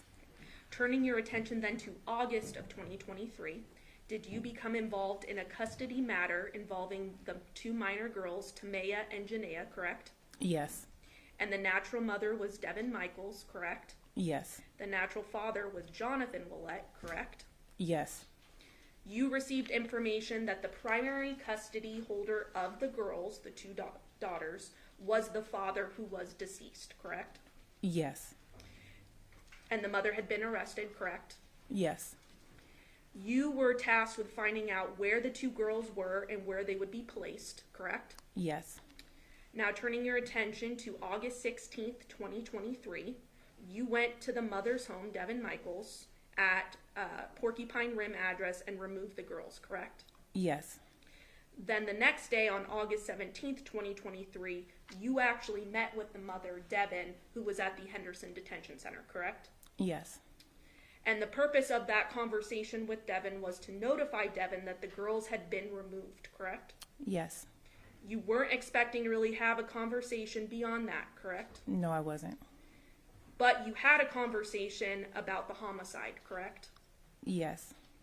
Devyn told you during the conversation that she had to do it, correct? Yes. And she explained that she was married to Devier when he came back from California in 2021, correct? Yes. She explained that their relationship didn't work out and they were just really good friends, correct? Yes. Devyn then said that Johnathan had wanted to move back in, right? Yes. He wanted something more, but she did not, correct? Yes. Devyn explained that she had agreed with Johnathan to move his belongings, correct? Yes.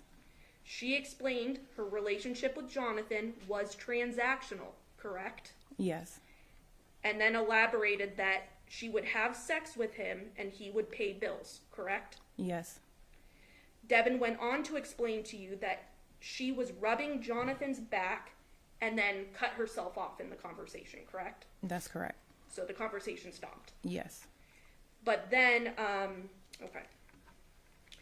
I want to touch on just briefly, what were her emotions like throughout the discussion that you had with her? Was she having physical emotion? Did it seem forced? Anything of that nature? From what I can recall, not much emotion at all. She didn't cry at all? I think she initially tried to, but I don't remember her actually crying. But she initially tried to? Yes. Pass the witness. You didn't know Devyn Michaels, did you? No. Never met with her before, correct? No. You meet her and she's been arrested, correct? Yes. People react to traumatic circumstances in different ways, don't they? That's fair to say, yes.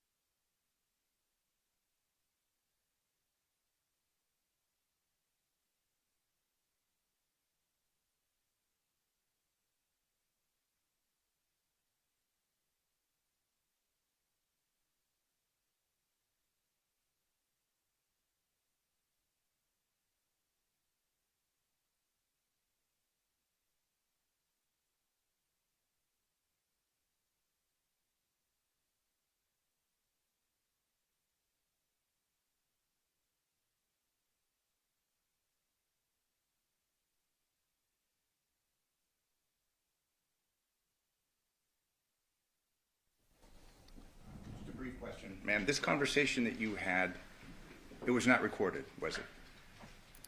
That I'm not sure of. Okay, you weren't recording it, you weren't collecting evidence, anything of that nature, correct?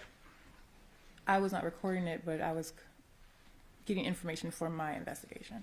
Okay, and that involved the custody of the children, correct? The Correct. placement of the children.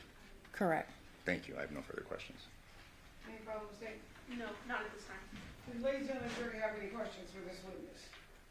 Okay, seeing no response, ma'am, you're excused. Thank you very much for your testimony here today. State, you may call your next witness. Douglas Lina.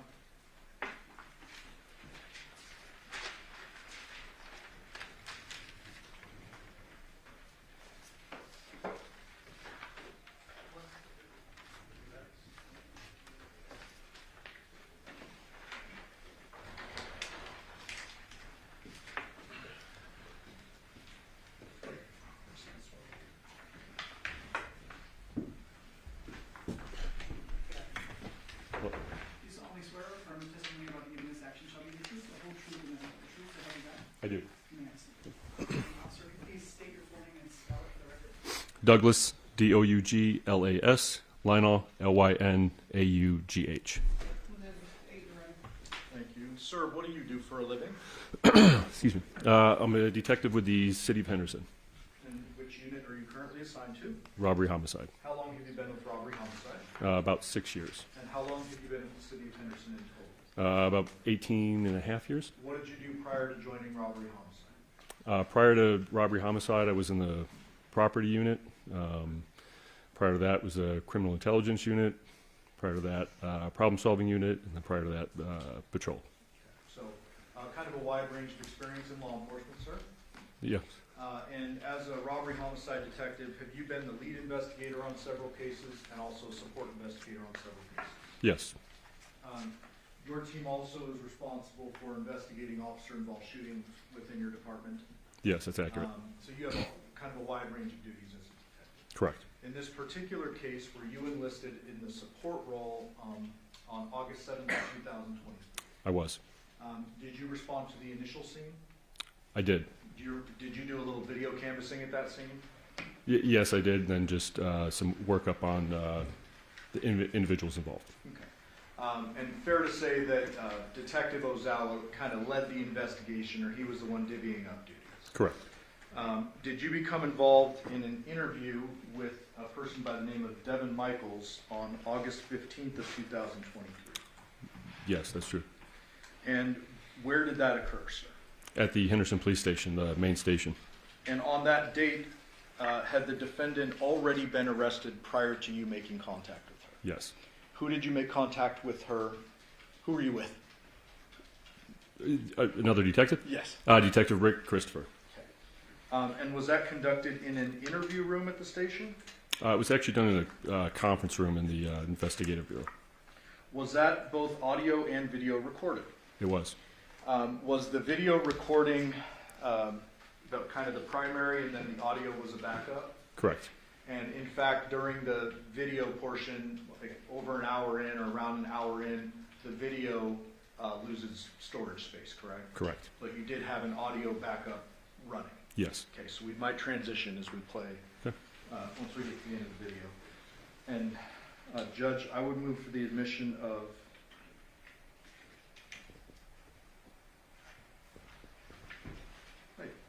Sergeant Mark.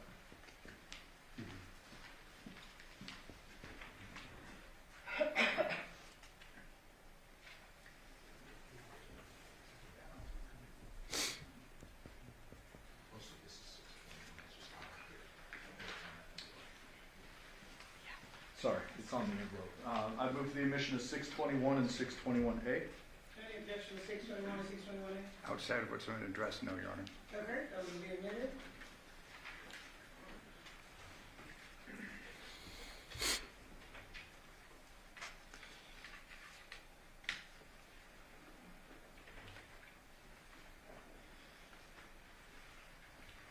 May I publish 621? Yes.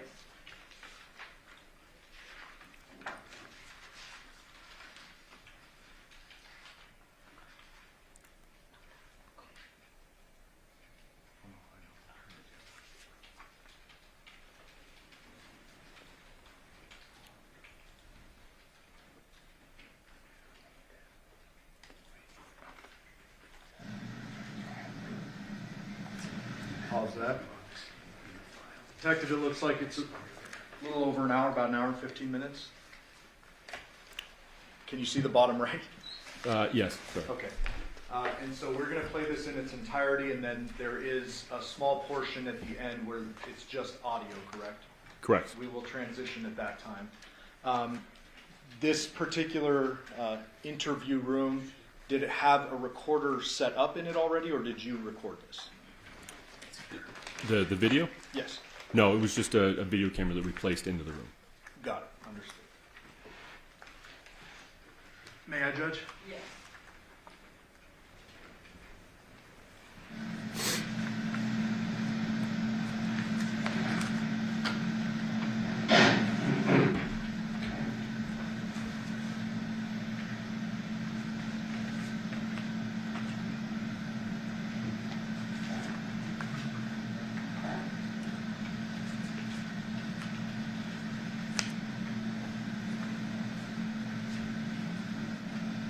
Just going to skip ahead a little bit.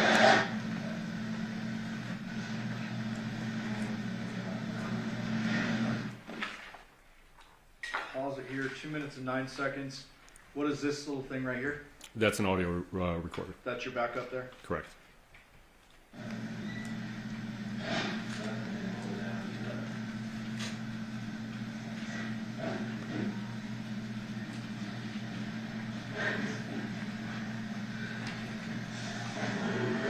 Yeah, so we're going to take your handcuffs off and then we're going to move you front.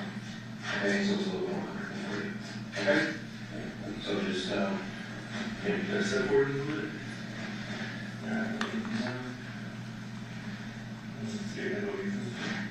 You want to enter anything on water or something? Yeah.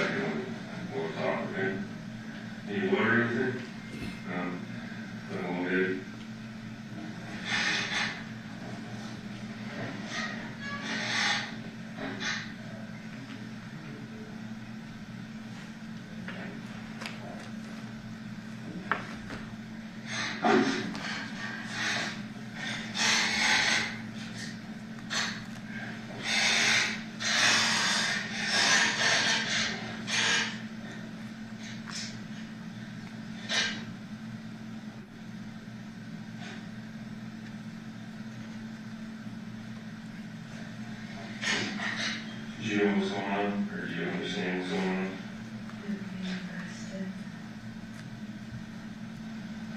But you understand the severity and what's actually occurring? No, because I said I didn't murder Sean. I didn't say that. Yeah, just...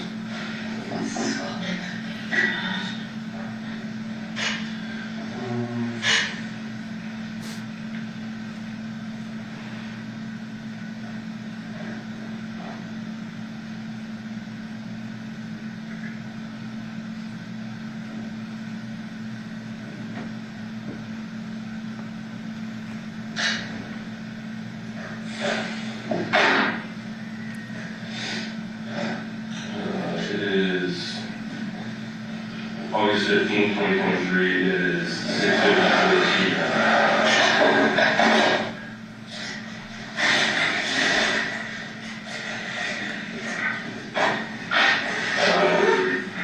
We met once before, obviously you don't remember, but you can't point out the support and Christopher. Earlier today, you were advised what your rights are. I'm just going to advise you again, just so you fully understand that. All right? You do have the right to remain silent. If you give up that right, anything you say can will be used against you in court of law. You have the right to speak to an attorney before answering any questions and have the attorney present while you answer any questions. If you cannot afford an attorney will be provided at no cost to you. If you decide to answer any questions now, you may stop at any time and ask to speak with an attorney before questioning continues. If you decide to stop answering questions once you have begun, all questioning will stop. You understand that? Okay. So, there's been, you've given a handful of different statements and a handful of different stories along the way, and that's just what we're trying to clear out some. Okay? You understand that? So, do you want to start from on the 6th? You were hanging out with John and doing some shopping? Yes? Okay. Describe that day to me, the Cliff Note version. Simple day. Okay. Shopping, got girls some supplies. Clothes, groceries. That's it. It was a very easy, pleasant day for the most part. Okay. And then at night, John was moving in with you? John was moving the girls' stuff to my house. It wasn't until he had actually moved everything over until I realized he was moving some of his things over. Okay. I'm going to pause there, 7 minutes, 18 seconds. And Your Honor, if I may inquire with the jury, if everyone can hear all the voices? Can you guys hear the voice then? Okay. Detective, you had just asked about John and the moving situation, and is it true that the subject said that she had just learned that he was actually moving in, essentially? Correct. Okay.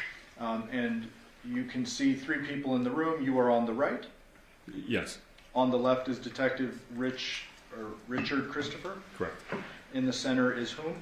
Devyn Michaels. And do you see that person in court today? I do. Can you please point to that person, describe an article of clothing she's wearing today? Black and white shirt. Would the record reflect identification, Judge? The record shows that. Thank you. I will resume. Had been told me he was going to move, but that happened months ago back and forth that he hadn't actually moved in her, so I didn't put any stock into it. So when he moved some of his things over, that's when I realized he was actually moving his things. Yes, I remember talking to John about it. Yes, I remember talking to other people about it. But until that moment, it really wasn't something that was going to take place. Okay. Because at one point, a few times, he said he wasn't going to move. And it had happened more than one time, so I just took it as it was. Okay. So you said earlier that you're shopping. You invited him over to drop off a last load for the night? Yes. Okay. He assisted me in his truck. Okay. And you rode with him? We rode with him all day. Okay. He wanted to take his truck because the trailer has his information on it, and he said it's free advertising. Oh, was the trailer loaded as well, or just the truck? And at that time, the trailer was loaded later on that evening by John and John alone. Okay. And did that make its way over to your house? Yes. And that's when I found out what he had actually loaded up. It was supposed to have been the girls' things up on the bed, dressed or some clothes, and it turned out to be a lot more than that. Okay. How do you feel? Buildings were right. There was more tools and DVDs than anything. So it really wasn't too much to feel bad about. It was just a bunch of extra crap I had to. Were you shocked or surprised that he was actually moving? Yeah. Okay. Was it somewhat confrontational or anything like that? Because now he's moving stuff that you didn't expect? No, because like I said, it's tools, DVDs, and she brought his guns over. Okay.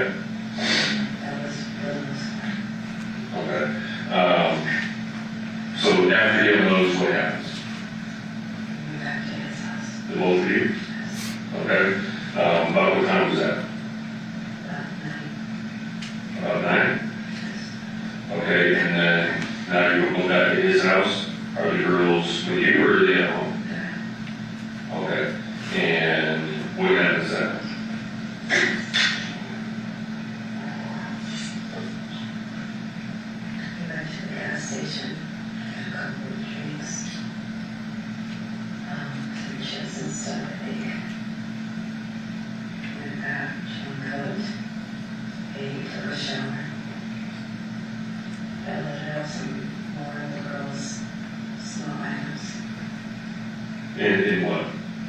The back of the car. That Nissan SUV? Okay.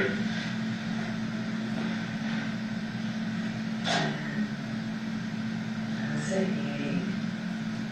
Smoked, drank some more.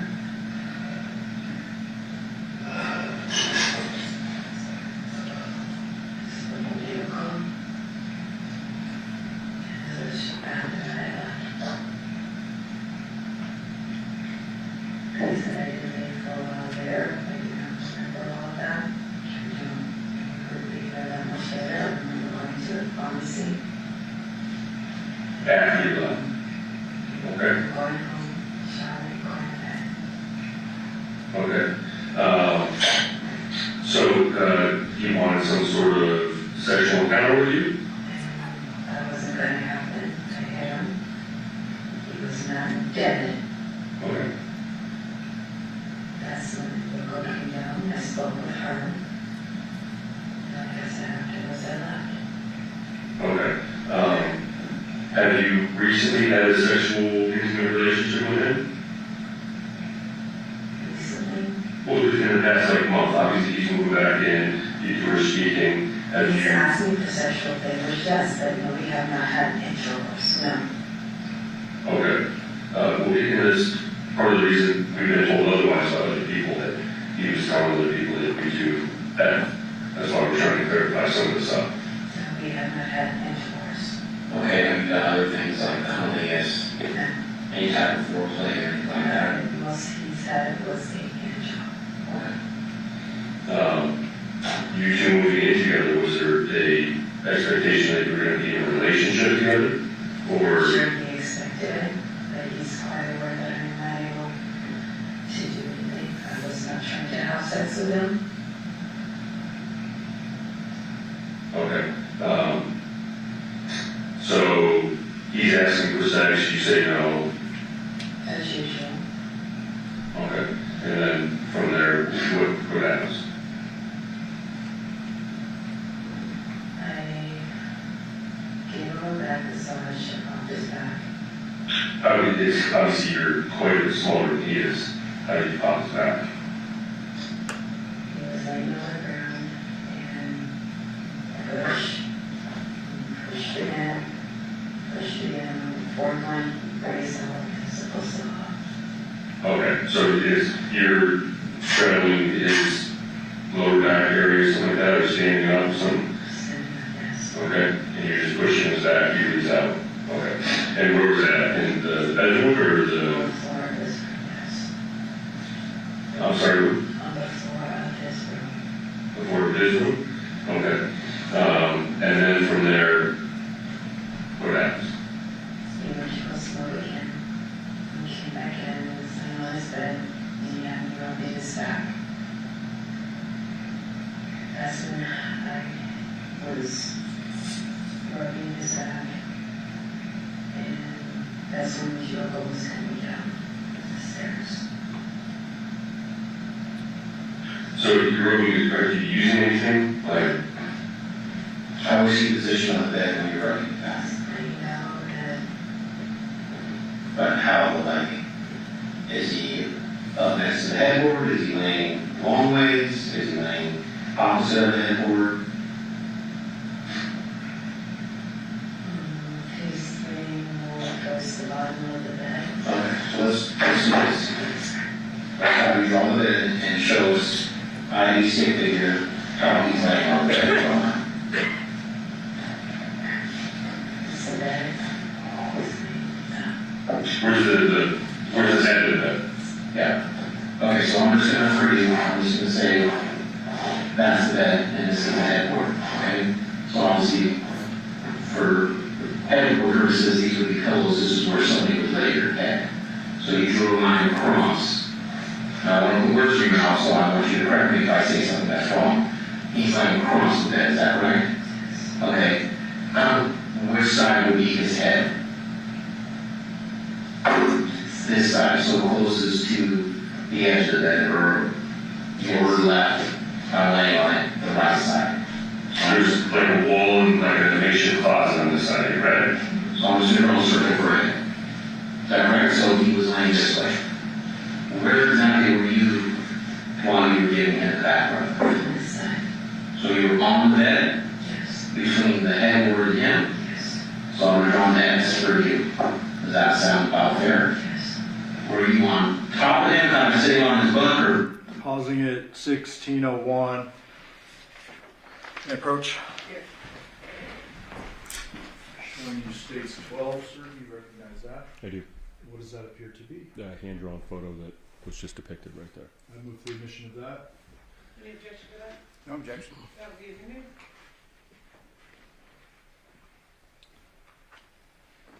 So Detective, we just witnessed this, but I just want to clarify, as Detective Christopher was assisting, obviously Ms. Michaels was in handcuffs up front. He was kind of helping her. Correct. And asking for her instruction on where everything went, right? Yes. And this up here being the headboard where the pillows are, Correct. what does the X represent? Where she was sitting? And then this at the bottom represents where John was, correct? Correct. With the circle being his head. With the circle being his head. Now, there is a folder sitting on the table as you're interviewing her, correct?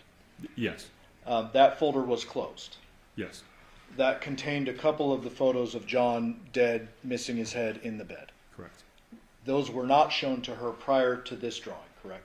No, they were not. They're shown later, we'll see that. And that Yes. will be the first time she will have seen those. Correct.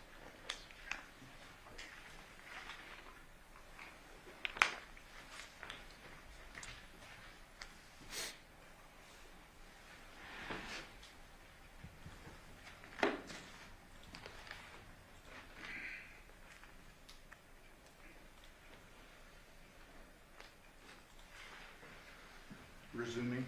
Back running, or were you on the side? On the side. Okay. Any lotions or oils or anything like that? Okay. I mean, just for this instance, did you introduce lotions or oils or anything like that later on? Okay, so just when we talk about this incident here, not the past or anything else like that, okay? So this is going on, now what happens? He was rubbing on me, and like I said, locals coming down the stairs. So in the house, there's stairs to go to the second floor, and then there's like the, we'll say, kitchen bang. Okay, so not stairs into the, we'll call it makeshift John's bedroom. Not those couple little stairs there, but the stairs from upstairs down. Okay. And how do you know this? You hear when somebody walks up down the stairs? Okay. How do you know it's her and not the stepfather? I did. He's just usually when I've been there before, so we should call, so I just. Okay, and just to clarify, what do you hear? This sense. What is this? Okay. Have you ever lived in this house? No, but I've heard. Okay. So John and Andrea have been together for 5-6 years or so. Have you been at this house during that time, before or after? Okay. So it's, how long has John lived at this house? I know his parents have been there a long time. Off and on for years. Okay. And we was living there. We separated and moved out. Okay. All right. So you're giving a massage. He's face down. You said he's rubbing on you? Yes. Okay. How's he doing that? Like, Yes. was it? Trying to reach backwards. Is he saying anything to you? No, just he said it feels good and he's happy. And are you replying to any of that? Are you saying anything to him? No, I'm just kind of his back. Okay. I talk so much. Does he, what is he wearing at that time? He had his boxer shorts on at that time. What color were his boxer shorts? Either black or a darker color. Darker color. Okay, so nothing else, but just boxers. Okay. What's on the bed? Comforters or anything like that, you know? Blankets, do you know what the blankets look like? White blankets? Okay. Is his head resting on the bed, or is it off the bed? It's on the bed, okay. So it's, obviously if he's talking and stuff like that, his face is in the bed, it's gotta be flipped one way or another? Okay. He's rubbing on you, or is this making you upset, or some sort of something? Visually to bother me. Okay. What bothers you about it? That he's still pursuing sex, you know, like maybe just his man turned away or anything like that. So trying to do something. Well, but you're still giving him a back rub, correct? Because I know he has some girls, and I don't can keep him from me to a point. Yeah, he can keep him away from me, but she has been before. You love your girls, don't you? Very much so. With all your heart? Yes, not to murder. I didn't say that. I'm just asking that you love them with all your heart. That has nothing to do with murder. Sorry. Is that why you're asking me back in to have, is it currently, or we'll say at this time, he had full custody? No, we both had temporary joint custody. He filed to get sole custody, and he never showed up, so his motion was denied. I thought CPS revoked or took your parental rights away for that. They did. Okay, that's what I'm referring to. And that case was closed, and we had temporary joint custody. And he was supposed to file custody, and he never showed up. When was that? That was in April. Okay, So his motion was denied. okay. That's where it left it. Both had temporary joint custody. He had physical custody of the girls. Okay, so you had legal custody, legal joint. He had physical custody. What was visitation like? Based on CPS, I was supposed to see the girls for supervised visits for therapy sessions only. And he never enrolled them. I enrolled them, and that was it. And he said he didn't want to go to the courts anymore. We're going to be one happy family. And we were actually working towards it.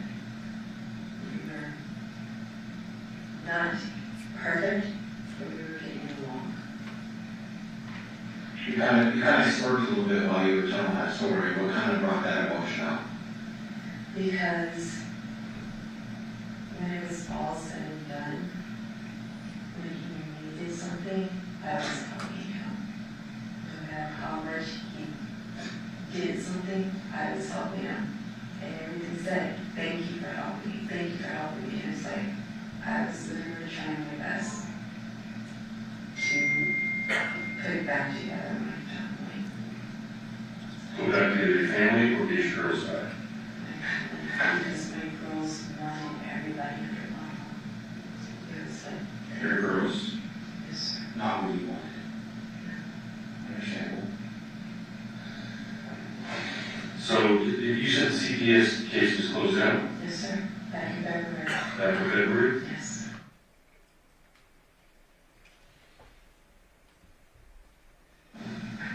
Okay. I'm just having a hard time with what it is. So you didn't want to be with John, but you wanted the family back, so you need your girls back.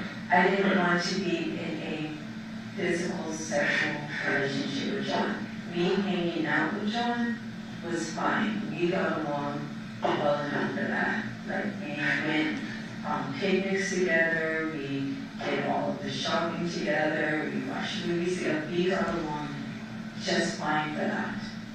Okay. But you mentioned that he could keep your kids from you.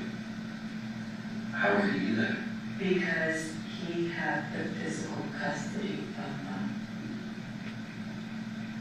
That's all. I had legal joint, but he had the physical custody.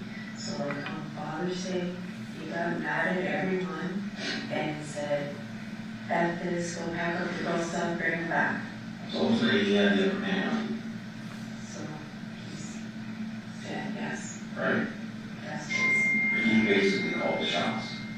sometimes yes. How did that make you feel when it came to your daughters? They made me feel that, okay, don't piss them off. So, made you feel like you had no power. I just didn't argue with them. Because you want to make it worse. It wasn't a worse situation, I just didn't argue with them. Well, you just didn't want you didn't want him to keep your kids from you. Right? He wasn't keeping them from me, but he always kept trying to threaten that. Like, So that was always an option you had. he would threaten it, yeah, but it seemed like he wanted me to keep the girls because it made it easier for him to work. Because I had him so he could work. Okay, so you discussed with, we'll call him Deb, because of your current husband, he was moving out, or what was the, When we first talked about it, he made it clear he did not want to be the same offender with John. okay, Because nothing came to be, it wasn't really a conversation we had more than once. Like I said, John didn't actually take any actions towards it. So, yeah, John was kind of moved to hear definitely said he would move out. But John had not moved in, so it wasn't our conversation. I am not trying to make myself out to be anything other than what I am. Yes, I hate John. let's talk about that. He's laying here, got a massage, he's rubbing on you. You said at some point you feel uncomfortable? Yeah, he was starting to get on my nerves because he kept grabbing on me. I've already said no, stop touching me. Okay,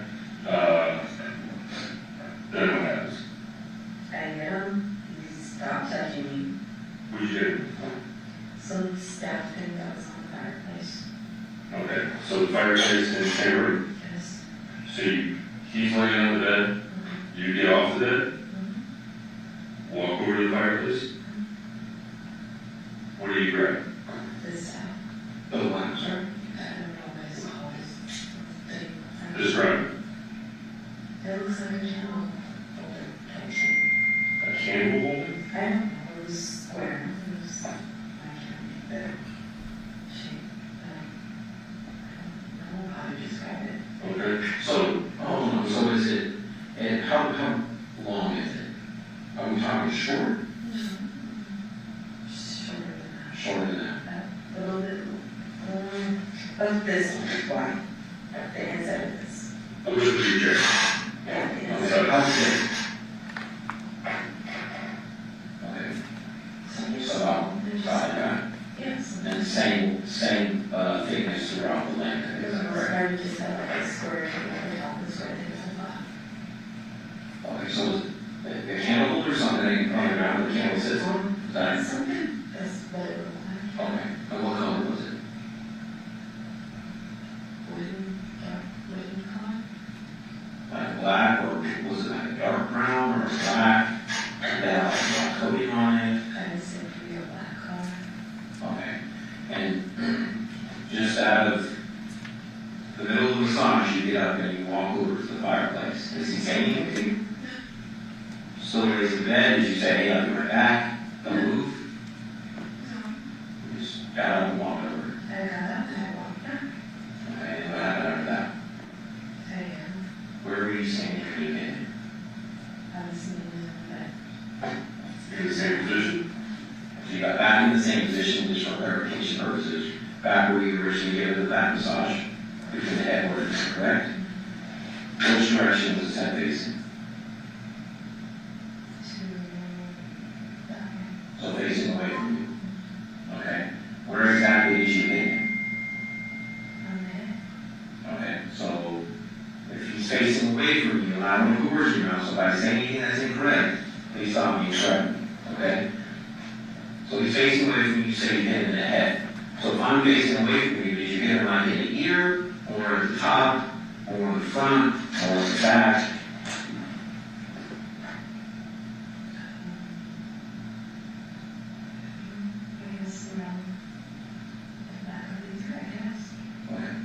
Well, you can't guess, you were there. Right? I'm just not positive for actually struck it. Okay, so that's fair enough. So there's no nice number. Correct? Is that correct? Yes. Okay.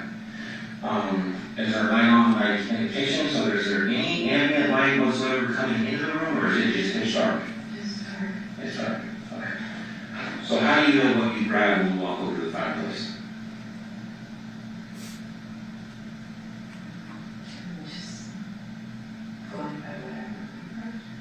Okay, what was that? So you get him somewhere around the ear or something like that. You believe, correct? Is that safe to say? How many times did you hit him? Okay. How hard did you hit him?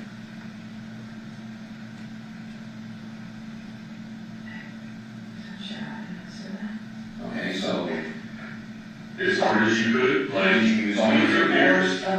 One hand, two hands, right hand, left hand. Your right hand. Okay. Did you say anything before you hit him? Stop. Stop. Why did you say stop? Because he kept touching me. Okay. what does he say? He didn't say anything. He stopped moving. But he was still breathing. Okay, so you hit him. He's still breathing, but he completely stops moving. His hands stopped moving, yes. Okay. Does he say anything else after that? No. That's when I heard local and everything that Okay. And what did he say? Or excuse me, what did she say or what did you say? we were just talking about it, and she was asking me about, can you help Sean give me some money for the insurance, and he hasn't paid this, and also just. Okay, did she want to go talk to him? So how did you get her to go back upstairs? I didn't give her all that, she walked upstairs. Okay, so why did she come downstairs? She went to the kitchen, I didn't tell her to come downstairs, she came downstairs. So why did you go and talk to her? Because they were in the kitchen. So you just figured you see her walk in and just have a conversation with her? I didn't know. Okay, what happened after she went back upstairs?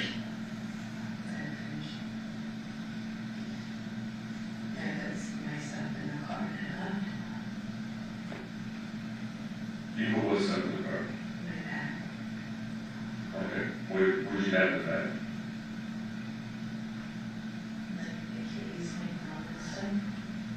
You talking like a purse, or you had like a personal It's like a bag? backpack, yes.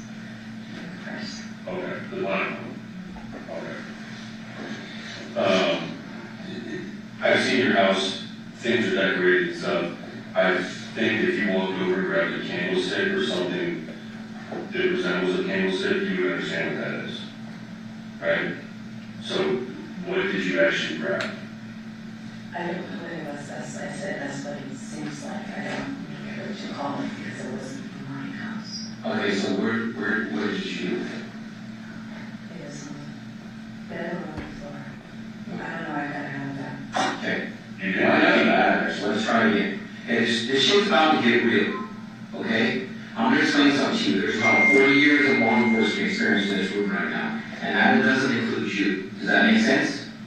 Okay, don't play the what's going on, okay? Okay, well, I'm just going to be direct with you. Alright? We're talking about your father's kid, or the father's, your children, is no longer here. And you were the last person that was with him. You were the last person to use force on him. Does that make sense? So the shit's getting real.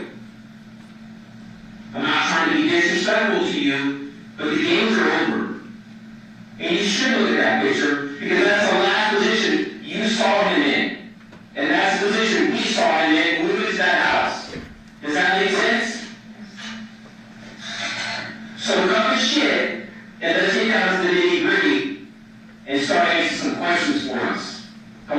same bullshit that you felt Detective Lozano. You have your rest of your life ahead of you right now. You have a big decision to make right now. A huge decision that can ultimately affect your 2 little girls. The whole time that we've been sitting here having this conversation with you, you've had this defeated look.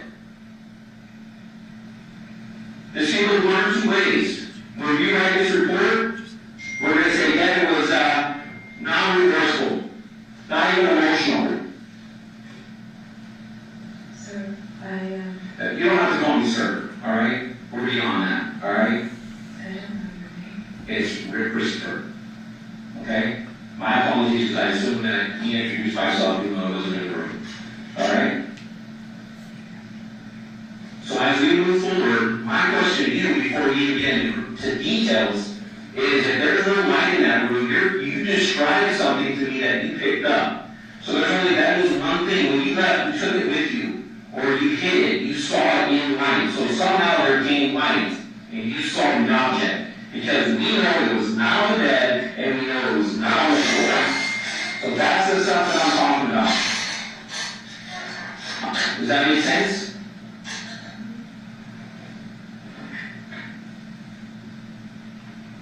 So where is it?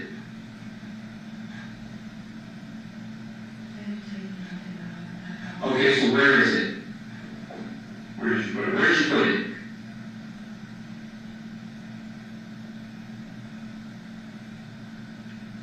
That you keep looking at this bed like it's you're reliving this situation right here. This happens right here. You hear Yogo coming down the stairs. You don't want her coming in here. Because you just hit it in the head with this candlestick that you so say. Right? That's not what I'm saying. This right here. You don't want her coming down, but you just hit him and knock him out. Because he's there. Yes. So you rush up to her to the kitchen? Yes? Yeah, I would tell the doctor, yes. Okay. And you say, oh, he's drunk, he's going to sleep it off, or whatever, not to come down there. And she goes upstairs. That's at 1 o'clock, right? You go back down there. You're there for an hour and 4 minutes. There's video and everything else from the neighborhood, everything around the room. We know exactly what time you left. We had tracks from your car going from the Boulder address, John's address, all the way back to your house and everything else. So we know exactly what time you left, what time you got home. So you're there for an hour and 4 minutes. You didn't just get out of there. They talked about the cleaning supplies, the ammonia and stuff like that, that you said that you saw them. Like, oh yeah, I just saw them.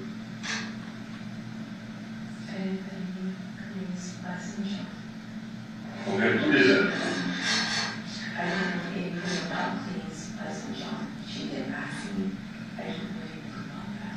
And I just said that before. Okay, so you saw the cleaning supplies? Yes, there were some on the floor by the bathroom in the laundry room area, yes. Okay, so John's right here. You hit him. He lays there. You go out. Now we have an hour where you just don't remember what happened. What should you go back there and do?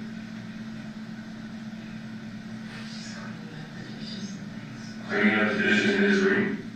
That's what I was doing when I gave everything to go, yes. No, after you open. No, I was just cleaning. What were you cleaning? The dishes and everything. Stop. What's everything? Just clean. What were you cleaning? I was literally just cleaning up the area. When I left, when I hit him, he was breathing. I didn't. How do you know he was breathing? You can tell if a person is breathing. Okay. The chest goes up and down. Okay, you said it was dark. You can still know when someone's breathing. In the dark. It's not pitch dark, but yeah, it's not. So you can't see an area on his head because it's so dark, but you can see his chest moving?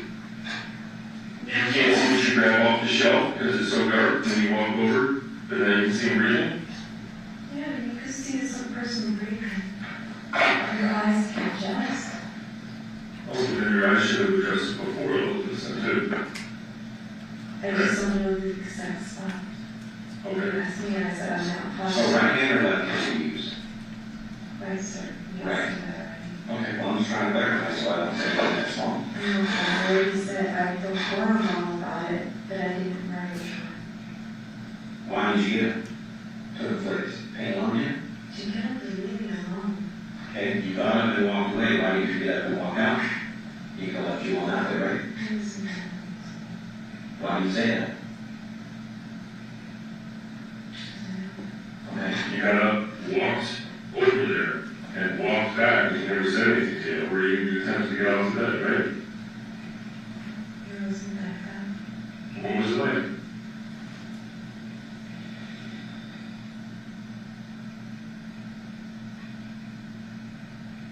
What was it like?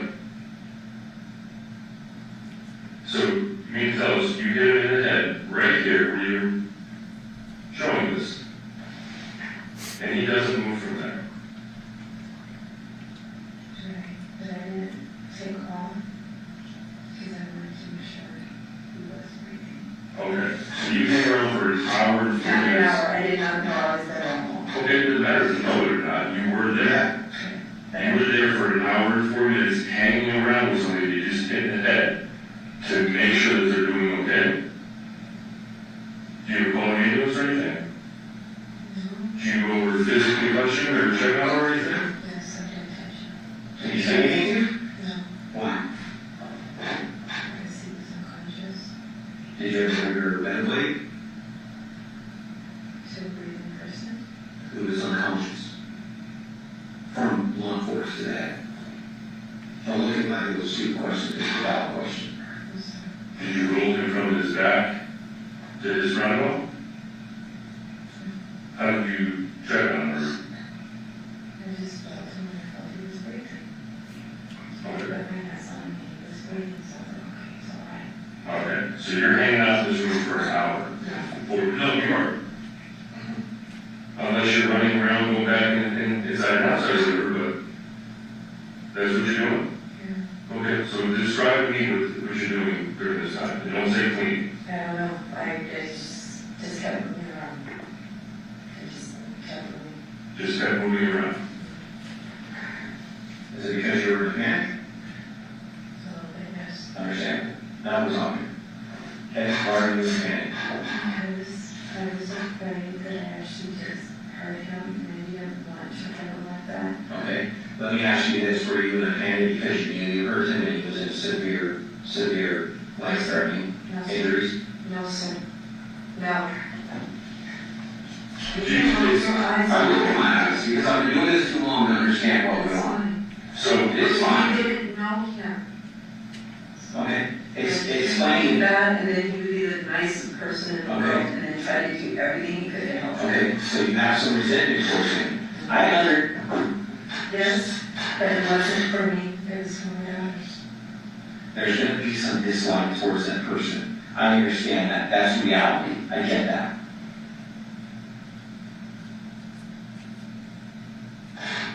But for you not to go into details on exactly what happened, other than the fact that you gave him, is not going to help you out. I'm telling you that. I cannot remember. You have amnesia. Do you take medication for memory loss? Yes, I do. Okay, what type of medication do you take? I don't know the names of it, but I do take medication. Who's your doctor that prescribes that? What history is? My medical history, but yes, I do take medication for seizures, headaches, memory loss, sights, all this sort of stuff. Okay, so is there a possibility that you could have not been in your right frame of mind while you were there that night? Because of all the medications you were on? Yes. Okay. So when people are on medications that come home to their thinking, sometimes they do things that they don't believe that they're doing. Does that make sense? Yes. Okay. So now leaving you, sounds like that could be a possibility, that night in question. I just don't remember things that happened, like, I don't remember doing that. You're saying I was there that long. We know you were there. We were trying to explain to you we had videos of answers you leaving. But I remember talking to Yoko, getting my stuff, leaving, going to the pharmacy and going home. But Devyn, what you don't understand is this, you know you're under arrest, okay? There is going to be a police report, and it's going to have the interviews that we have with you. Do you think anybody believes that he was laying here, you hit him in the head, you don't know what you do for an hour and 4 minutes, you leave, he's found in the exact same spot, dead, and you're like, oh, I don't know. No, but the hitting him didn't feel real. Like, I don't. I understand, so you're not in the right frame of mind, maybe because your medications, that will make it feel like it's not real. No, but everything, like, all of this feels like a nightmare, like a dream. Like, I remember being with him, and him, us talking and everything like that, but the actual, it does not feel real. I don't feel I was there that long. I remember being there, Yoko, pharmacy, home. I thought I was home at like 2 something. You guys are saying it was 2:42. Yeah, I promise you. Okay, so what did you do that night? After you get home? I got home, I got a shower, I went to bed. No, you didn't. How long did you sleep for? About 2 hours. Because you get home at 2:42, you're texting John's phone saying, oh, I can't find this, or where's this? And then, like, remember, we took your phone, we took his phones, so we did all these downloads. I read text messages between you, Dev, everyone else, things like that. About 2 hours. Okay, it was, if you got home and showered and then went to bed, then it'd be about 1 hour that you would have been able to sleep and wake up and start looking. Is that? So it doesn't look like you slept at all that night. I said about 2 hours, so I'm not super off, but you guys are telling me I'm there for a long time, and I know for a fact that's not what is. Yes, that is exactly. You can say, I don't think I was there that long, and I don't remember. I don't remember, and in my recollection,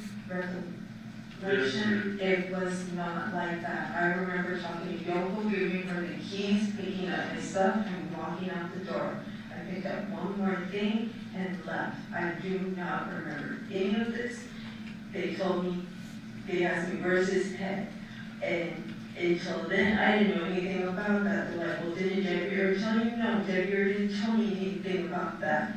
Well, did he leave that night? No, I don't remember Debbie ever leaving, but I don't remember anything. I just remember going home and everything. I don't remember really driving to the damn pharmacy. I just remember being at the pharmacy. Okay. They told you he was decapitated. They told me Yes. And they said you did not even blink. It doesn't sound believable. Who does that? I don't know. You tell us. That's it. It's this whole thing. Remember, everything you're saying does not make sense. I was here. I did this. Do you think anybody's going to believe I hit him in the head and I left? I told you. How did? When did he give it? When did he give you that wallet? Did you claim it was given to you earlier? You said you had to use Social Security cards. And when was that? Around the time he was eating. So at night. Yes. Okay. He has one key to the truck. I didn't know that. Okay, so why would he give you the one key to his truck when he's supposed to be over there in 2 hours? And his wallet. Yeah, because he's supposed to come over with you in the morning to take the kids to the. In the morning. So how was he supposed to get to your house then? I don't think I was supposed to take them. I know I was supposed to take the Social Security card, but the other stuff I don't think I was supposed to take. Why were they in your underwear or wrapped up in one of the bags? Because when he gave them to me, I didn't realize what I was taking, and I just put them away and said, keep them safe. That's not normal. You just said when he gave them to me. but I don't think I was supposed to take these. No, I said in hindsight. I literally said in hindsight, I don't think I was supposed to take those. The social security card he gave me, the other cards he gave me, you can see that on the surveillance camera, he hands me the card, but those ones, I don't think I was supposed to take them out of the house. I think I was just supposed to put them up, and then in the morning, he's supposed to go and get them. That's what I said. In hindsight, I don't think I was supposed to. Well, why did you wrap them on the bag and put them out in your dresser drawer? I wrapped them up. I don't think I was supposed to bring those with me. You're not answering my question. Why were they wrapped up in plastic bags and put in your underwear I drawer? wrapped them up right then and there in front of them. Why didn't you just put them on your dresser? One tied, another tied, another tied. It wasn't like one of them tied. It was repeatedly wrapped over and over. This was a thoughtful process. Put it in there, tie it up, put it in another bag, tie it up. Right. Like I 8 said, times. I didn't realize what I had at the time. And he's saying keep them safe, so I'm wrapping everything up and I'm hiding it. For what reason? I don't know. He didn't say anything. He gave me this. He says keep it safe. It was a social security card. The social security card was in your black backpack. Right. I didn't even get a chance to put that away. So you take that, put that in this not safe spot. The only thing that he asked you to keep safe, you keep in your backpack. But the stuff that you were not supposed to take, you wrapped up 8 times, 8 separate times in a bag, in bags, and then hid that. No, you do not understand. No, I don't. I got home. It was late. I showered. I went to bed. That was it. In the morning, I would have sorted through everything. I would have talked to John, and everything would have been figured out. None of that makes sense. If you None of it said, makes any sense to me at all. okay, if you expect anybody else, the jury, a judge, or the general public, to believe anything what you're saying, No, because I don't understand any of it. You guys are asking me questions about everything. What does that look like to you?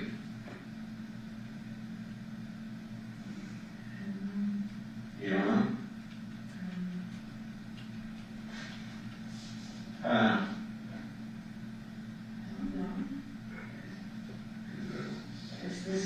This is John? That's what this John was in when you last saw him? Yeah, but he had his boxers on. Okay, now his boxers on. I don't know, he had his boxers on. His boxers were black boxer briefs. He had boxer briefs on. That's what I'm talking about, this shit's getting real. Keep looking at that. Take another look at this. This is reality we're talking about. Think long and hard about your decisions on how you go forward with explaining the bullshit that you're giving us right now. Nobody's going to believe you. I understand. And tell us where the object is that you used to do this. Tell us where it's at. Do this. Who did? I don't know. Who did? I don't know. That's not good enough. You did that. No, I didn't. Yes, you did. No, I didn't. Then prove it. How do I prove that? Because you were the last person to see him alive. And you were the last person with him. You did that. That's reality. Look at that picture. He's gone. this is the exact spot where you left it.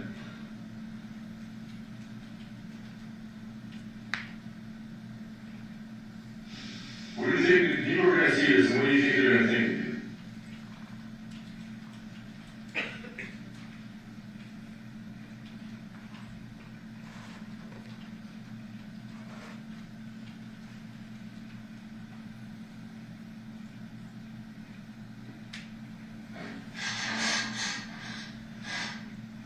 Do you have anything to say?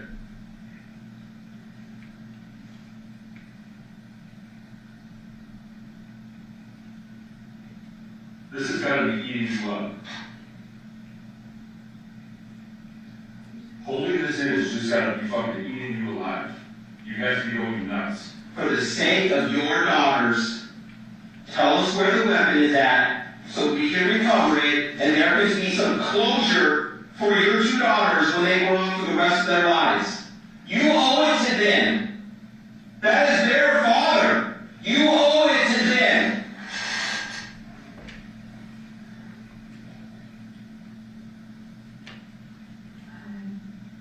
Stop. Don't even say it. Stop. It's not good enough. Tell me something that I can go research to know that you didn't do this. Give me some evidence that I can go follow up with so I can help you in front of a jury of 6 or 12. Look at the photo.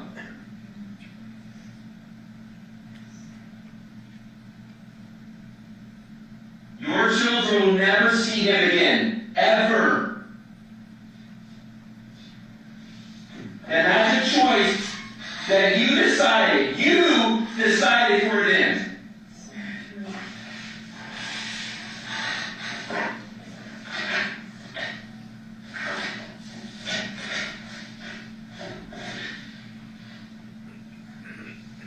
That's the exact spot where you said he's at, right? You left him there. You hit him in the head. He's unconscious, not moving. But there wasn't this much blood. When I left, he wasn't bleeding like that. No, this is because it empties out after you cut his head off. I didn't cut his head off. Well, you didn't. No, I didn't. Okay. Explain how this happened. I don't know. I can't cut a person's head off. But you can hit him with a stick. Is there a chance that that could have been a knife of some sort? Why? How do you know? It's dark. Doesn't make sense, does it? There is no doubt in my mind that you did that. You owe it to your girls to have a closure.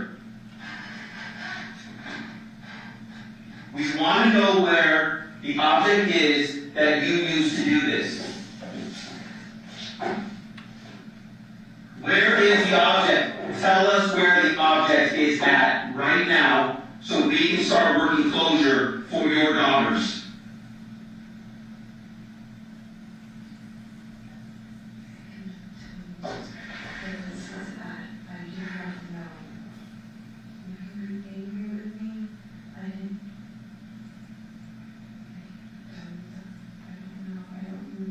Do you expect anybody to believe that? Listen, just listen to that. Listen to exactly that, what you just said. I don't remember. I don't remember. I wasn't there that long. We can prove 100% you were there that long. You remember everything else. You remember going to the CVS, gave your daughter's prescription, getting home. Oh, I showered. I started looking for school supplies. I started doing all this. I remember everything except the hour and 4 minutes after I cracked him in the head. His cell phone is at his house. You leave, drive back to your house. His cell phone now gets back to your house and has blood on it. It was not left at your house.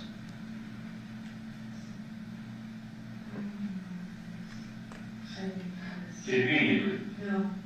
Yes, conveniently. No. There's no possible chance that you would forget hitting somebody, cutting their head off, going to dispose of this.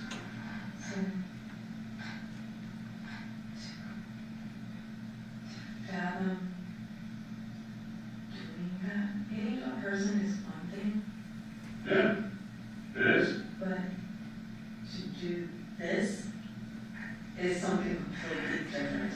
Believe me, I know. That's why you're sitting here. You sat here this whole time and made these faces and stuff like that, not shed a single tear. I've been crying all damn day. Really? Yes, I have. Okay, because they said, when they showed you and told you that he was decapitated, you didn't even blink. They didn't show me he was decapitated. They told me. And I don't know how to feel about this. This is disgusting. It is utterly disgusting, and you're telling me I did it. No, I didn't do this. You did this. We're beyond that. No. Well, you can be in denial all you want. That's not going to help you. You can deny it all you want. But we've been doing this too long to explain to you. We're giving you an opportunity to save face for you and the rest of your family. We're giving you that opportunity. But for you to sit here and deny that you did that, we're beyond that. We We are so beyond that, there is no doubt in our mind that we can prove this in a court of law with a jury. You did this. However, you have an opportunity to say faith and have closure for your daughters to tell us where the weapon is. And don't sit here and say, I don't know. Where's the last place that you put it? Don't say I don't know. Because just like Detective Lionel said, is you were very descriptive up to and very descriptive afterwards. However, there's that hour or that window that you were with him, which you said you were in a panic. No shit, you were in a panic. I would be in a panic too.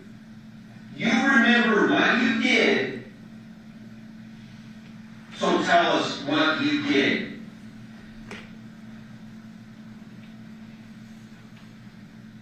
I know it's weighing on you. I can see it all over your face. You're going to feel better once you get it off your chest. Nobody is here to pass judgment on you. Not a single person.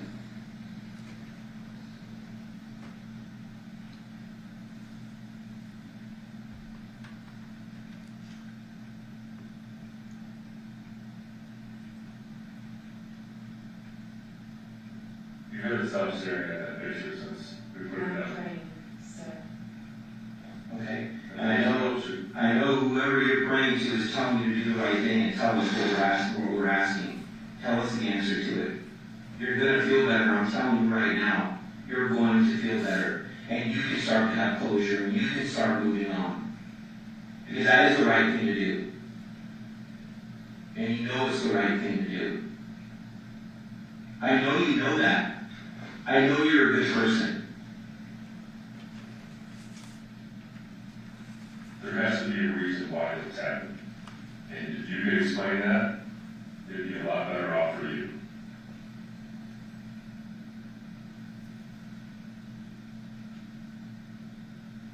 And look at me. I know you're a good person. And listen, look at me. I know we can't change this. I know we can't. Nobody can. But you can do the right thing and close it the right way. You truly can. I know you can. You are a good person. Do the right thing.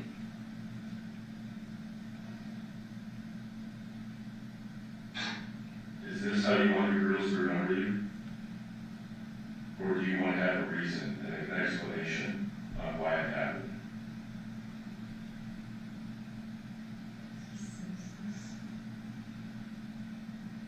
So why? Why did it have to happen like this? What led up to this? What caused you to do this?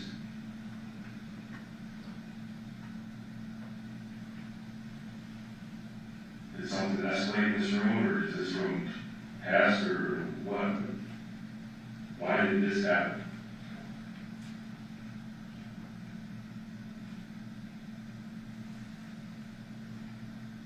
It's okay to cry. It's okay to show emotion. It's going to be okay. It truly is. It's going to be okay. Do the right thing. You're a good person. Do the right thing.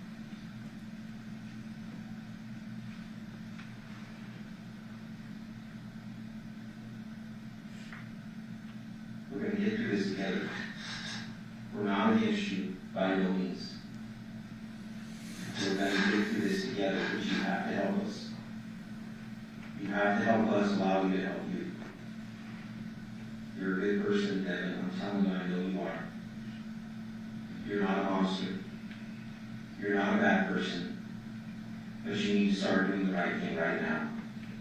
This is where you change things and make things right. This had to have a reason. You guys, your girls remember you as this. Let's take the reason out of it, okay, for right now. Okay? Where is the object? Just tell us where the object is. That's all we're asking. Right now, let's take small steps. And please, I'm begging you. I'm trying to help you. I'm sincerely trying to help you. Don't go down that road. It's not fair to you or your kids.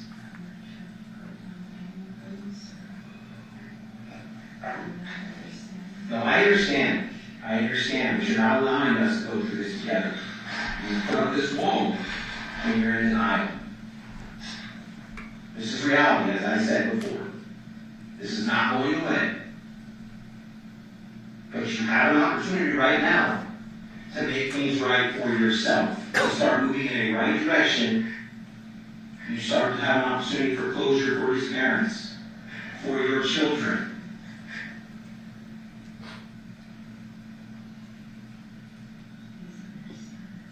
Understand what?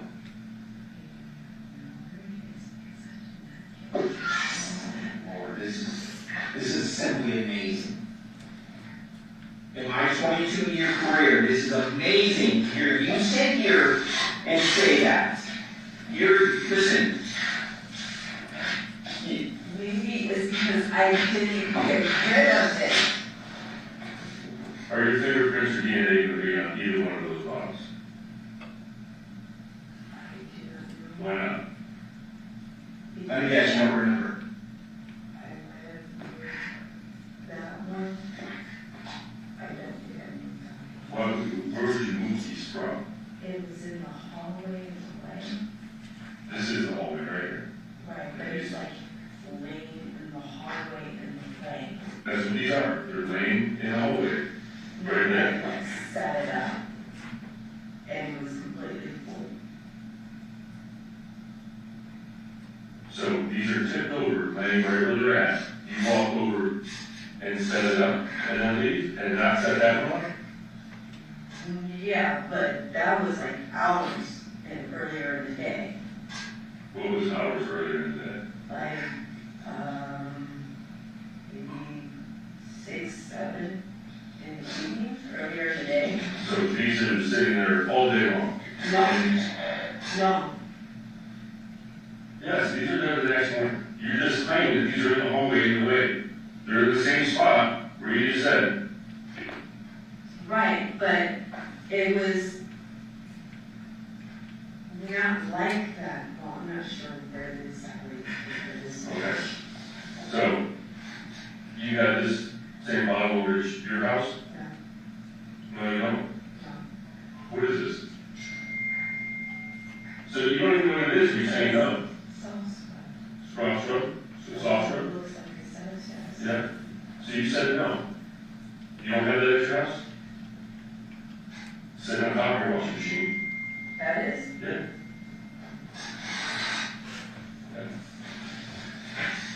Listen.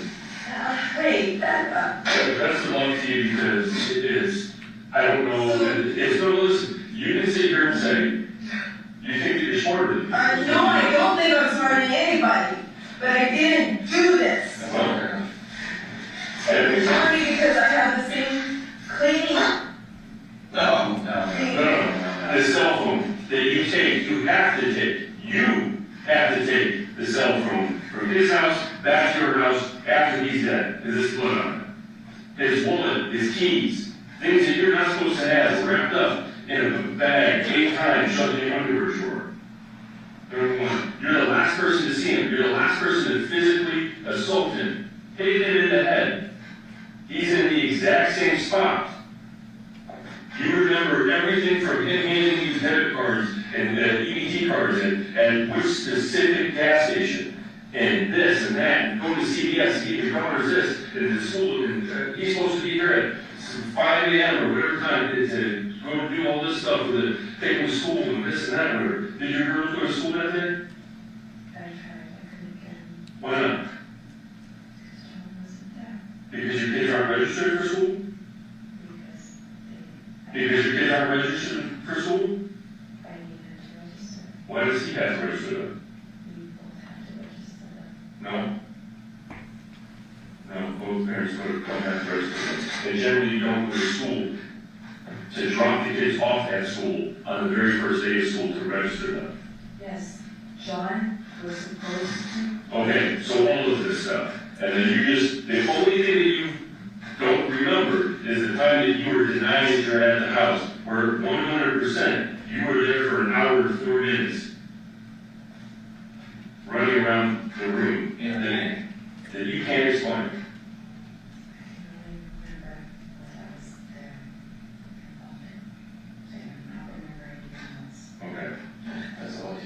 Good luck with that, because that is not going to fly.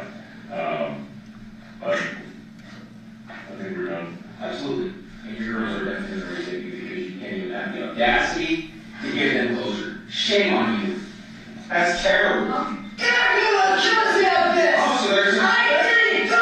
there's some anger now, huh? I told you from the beginning I didn't do Is it! that how you feel against him? No! It's not how I feel against him!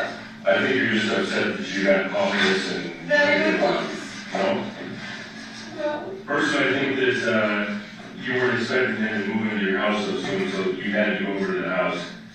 And killed him at his mom's house, so you wouldn't be the suspect. No. I was going to talk about moving to my house for months. Yeah, and you were surprised he was actually about to prove it. No, because it wasn't following through. He just moved tools and DVDs and stuff. You guys were there. You said he moved all of his stuff.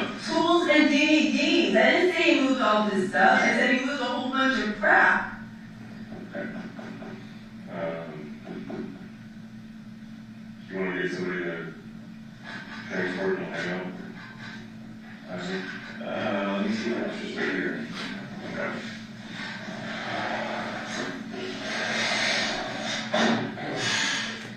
Do you understand that it does not sound even feasible? No, just answer my question. You explained everything except an hour and 4 minutes that after you hit him in the head, that you don't remember. Yes, because I had nothing to do with him. That's not answering the question. Yes, I said yes. So if that's not feasible to you, how would it be to a jury or the general I public? didn't say it wasn't feasible to me. I didn't. Oh, it's feasible. You remember everything except the hour and 4 minutes after you hit somebody in the head. That's what you're saying?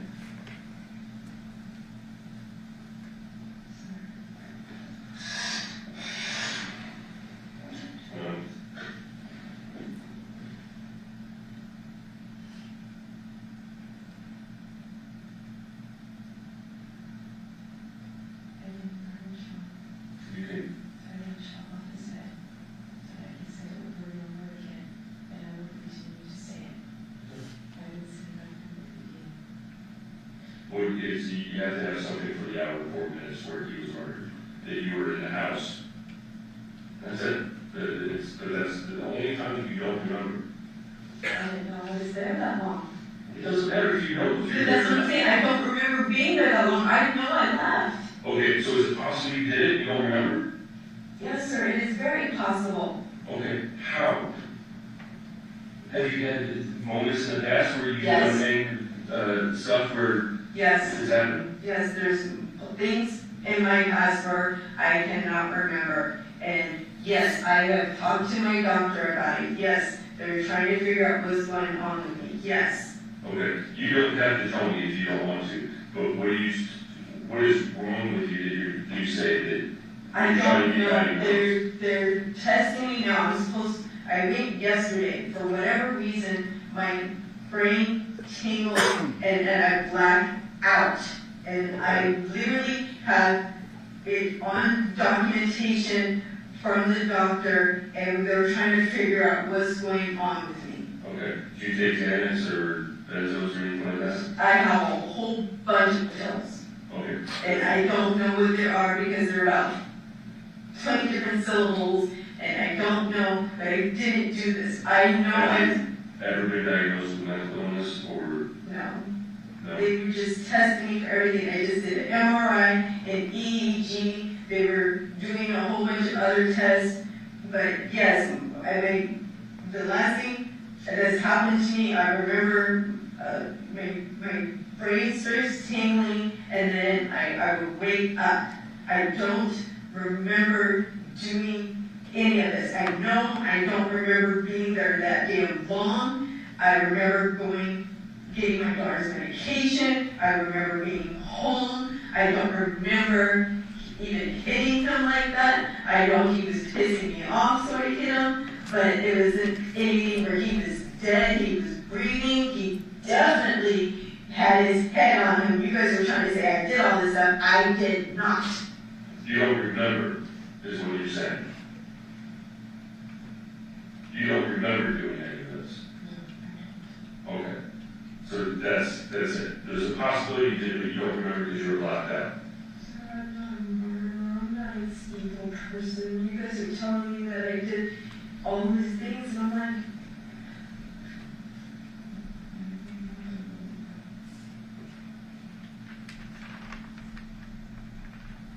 The next day when you woke up, or I don't think that you went to bed based on the activity and everything like that, because when we print out a phone thing, everything comes out, it's like minute by minute and everything else. Activity, it appears that you're pretty active the entire night. The next day, what did you do? Did you go to school first, or you went to the oncology?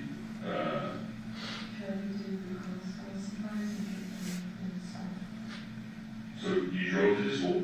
yes, Did you go to the oncology appointment first, or the school first? school first. Okay, and you got to the school? Yes, Who did you talk to at the school? the school staff at the school.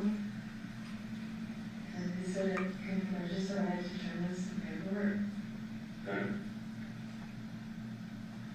So I went to my apartment, asked the detective to call me. And I got in there, talked to him. She tried to get the paperwork, turned it in.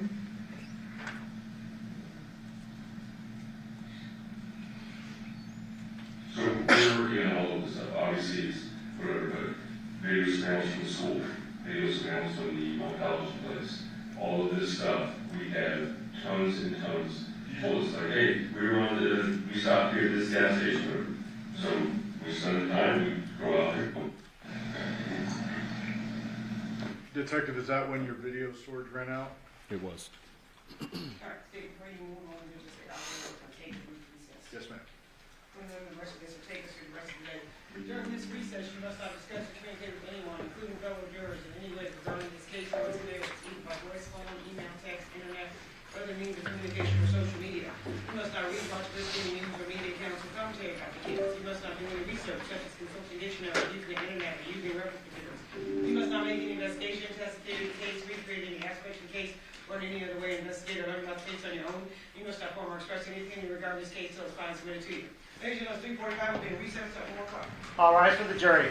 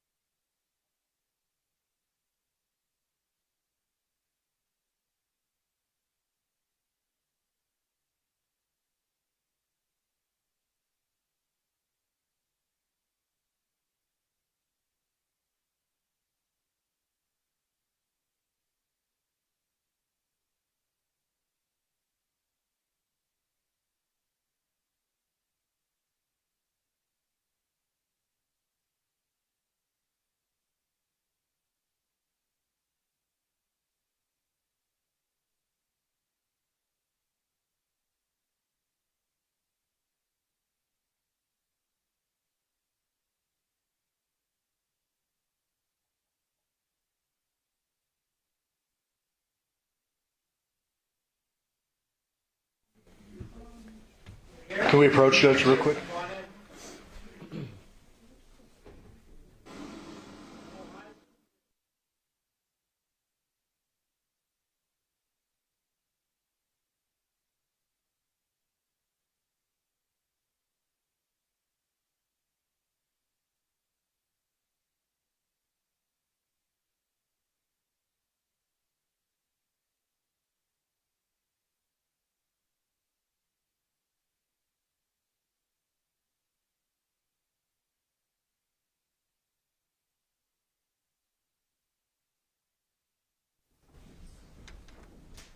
Please be seated, Your Honor. The jury's all present and accounted for.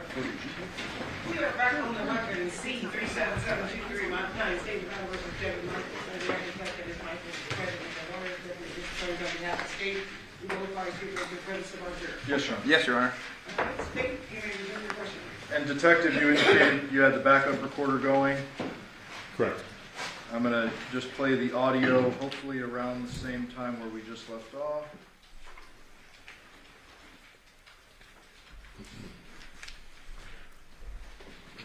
Yeah, you and his mom helped him out pay the truck bill or something like that, or I think it was end of July. No, I called and they helped her arrange his problem. I didn't pay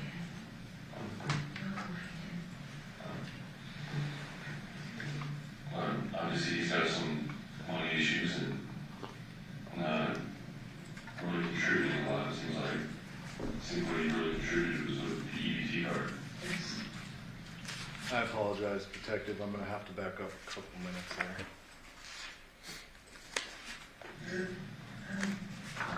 The school staff, the principal, and his can register. I have to turn in some paperwork.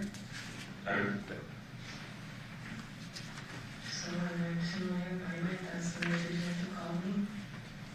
We were down there talking to him. And she checked me before I turned it in.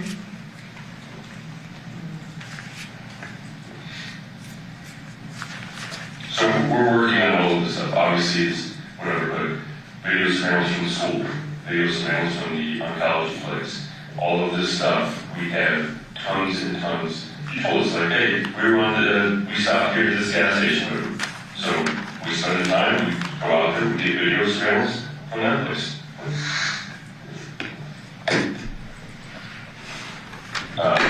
We get video surveillance from any place that you said that you were at or could have been at, or any place that your phone or vehicle or anything like that puts you at.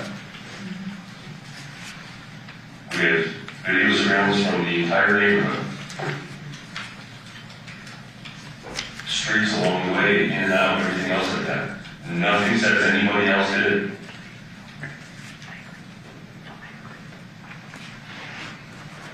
And the difference is, where we're at here is, a lot of it looks like it's planned. There's cleaning supplies, there's this, it's the last, one of the last things he's supposed to be at home, the cameras are taken down. It looks very plain and methodical. Or is it something that happens and, hey, I got angry, he was touching me, this, that, whatever, I hit him, went too far, and ended up with this. That's the difference. And you just saying, well, I don't remember.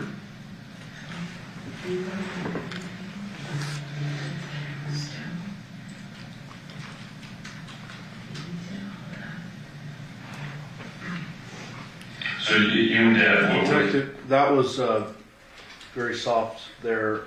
You're asking about the cameras, and she says he took the cameras down, meaning John? Yeah, he took the cameras down and he did all that. Conversations that he had about any of this stuff.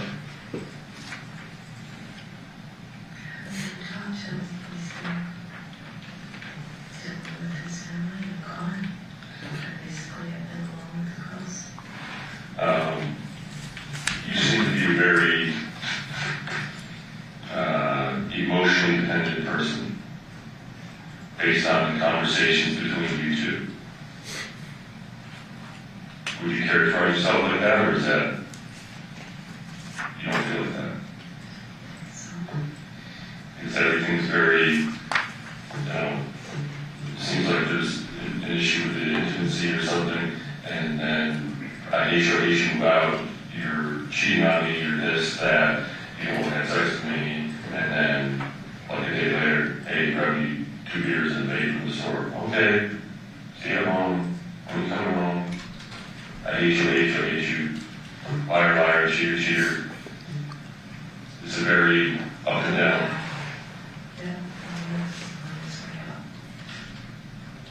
I think on the third you told me you wanted a divorce. Yeah. What, it's just fed up, or?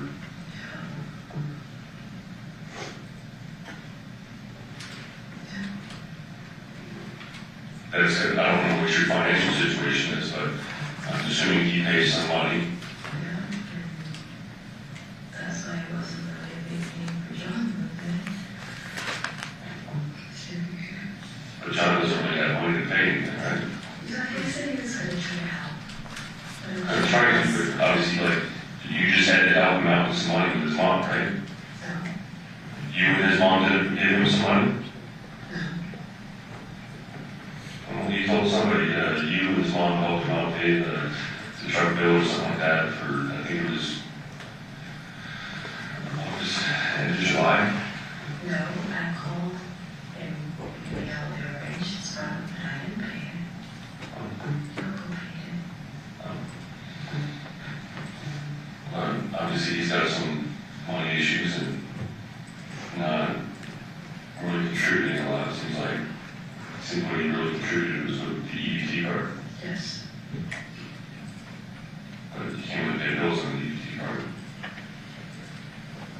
But she's willing to accept him. I was saying they moved in with you. Now, Dev leaves. Was he paying $1,100 a month? Yes, the idea was I was going to rent out my home. Something small.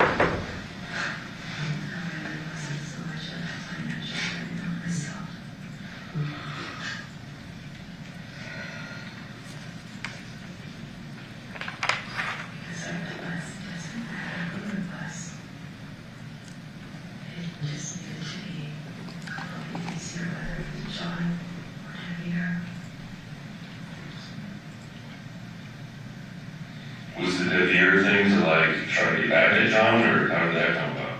No. It started out as commands and just out on my own thing, but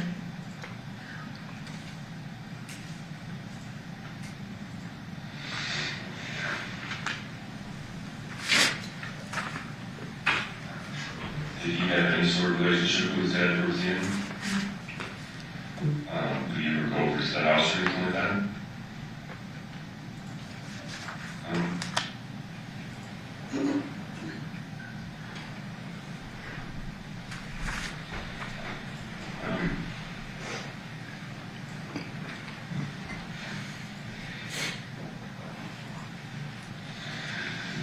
Do you have any psychiatrist or anything that you're under current care of? Or who is your doctor that is dealing with the lockouts? I don't remember her name. Just got a new doctor. We're running all the tests. What do you need phone? Is that first med? I don't remember her name. She's at First Med.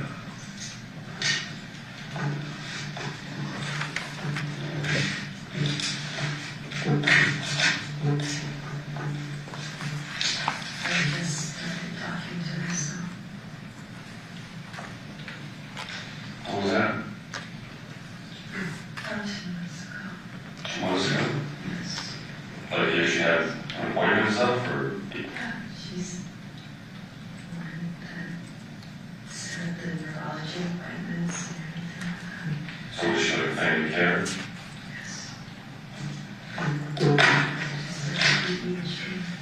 What was an EEG? There's a way to Brain scan? Detective, well, I tried to stop it right at an hour, 20 minutes. Fair to say that there's about 3-4 minutes left, and it's just mainly medical stuff and Nothing, no more real questioning related to what we've been discussing. That's accurate.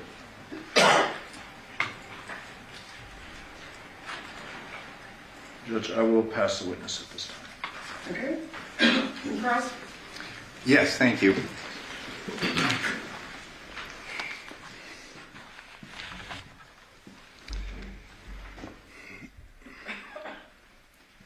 Detective, it was you and Detective, was it Christopher? Correct. That conducted this interview?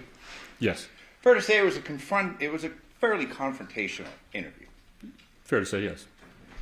I mean, you've got your partner in this interview saying you're not going to tell us the same bullshit that you told Ozella, correct?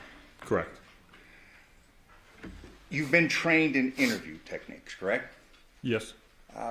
You would agree with me that the primary starting point in the police academies is the read technique.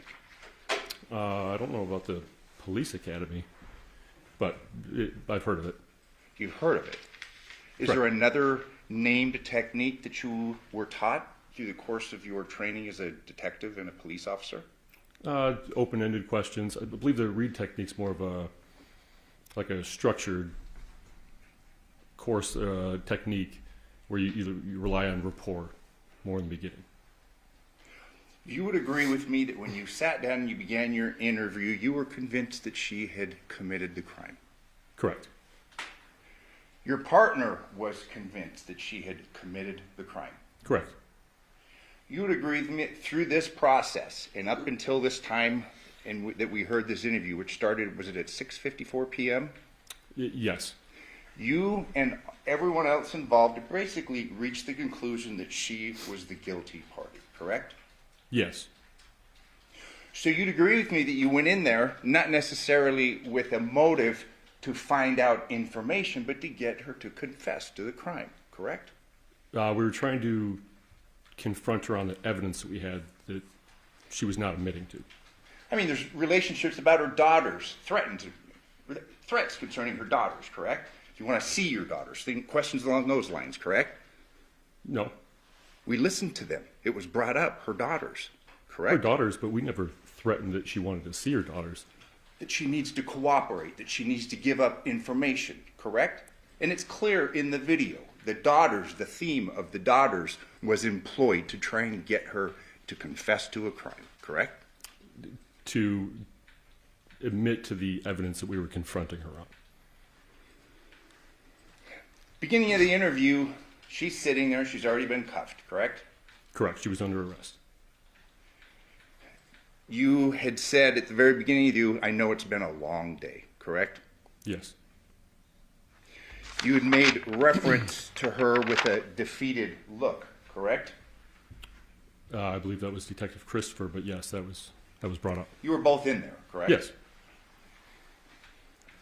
There was reference made to her having been Mirandized earlier that day, correct? Correct.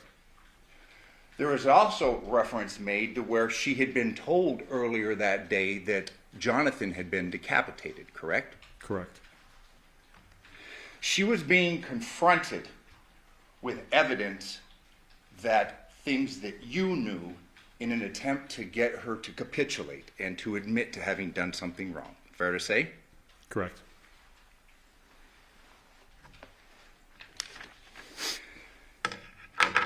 In fact, there's one point, it was early on in the interview, there's a talk about you and your partner's collective experience all the years. Do you recall that? Yes, I do. How many years was told to her? I believe it was 40. 40. And then that's followed with, this shit's gonna get real, correct? Sounds right. There was reference made to State's Exhibit 12, this photograph, correct? Yes. And it was at about 16, maybe 16:01 on the interview, correct? That photo? Yes. I won't dispute that. State, will you agree? It's about 16 minutes. It states here, hand-drawn picture by Devyn Michaels, correct? At the top of it? Yes. If I may approach her. Actually, may I publish this? Thank you. This has been admitted. Push this button. Okay. I'm gonna let but that's states right here, hand-drawn picture by Devyn Michaels, correct? Correct.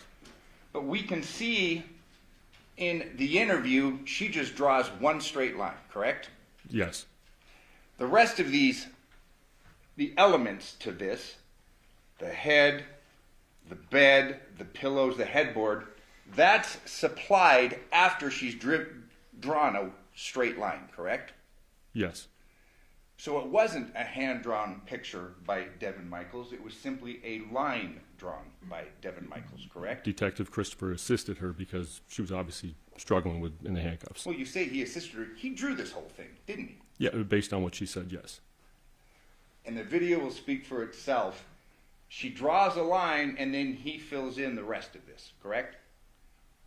Correct. Which is, he's obviously doing that in an attempt to make it match the photograph that's ultimately showed to her, correct? No.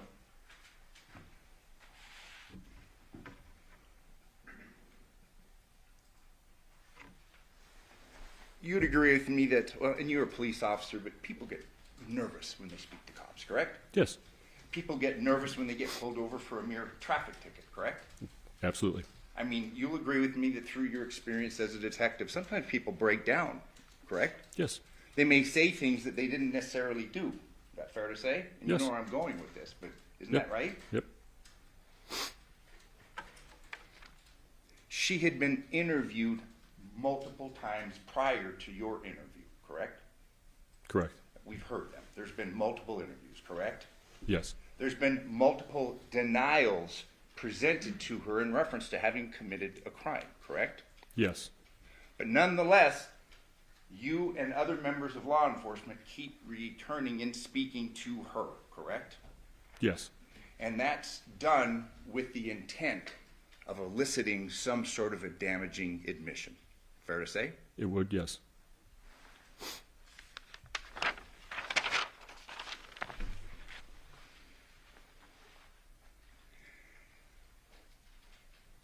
A great deal of emphasis was placed upon the timing in that house, correct?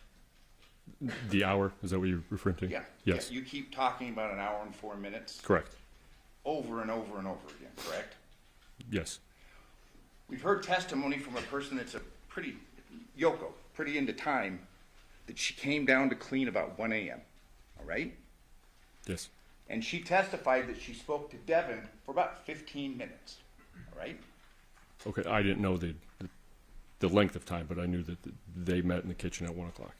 And we do have video evidence, and some issues been made about the completeness of it, but the video evidence, we have her leaving the house at 2:04, all right?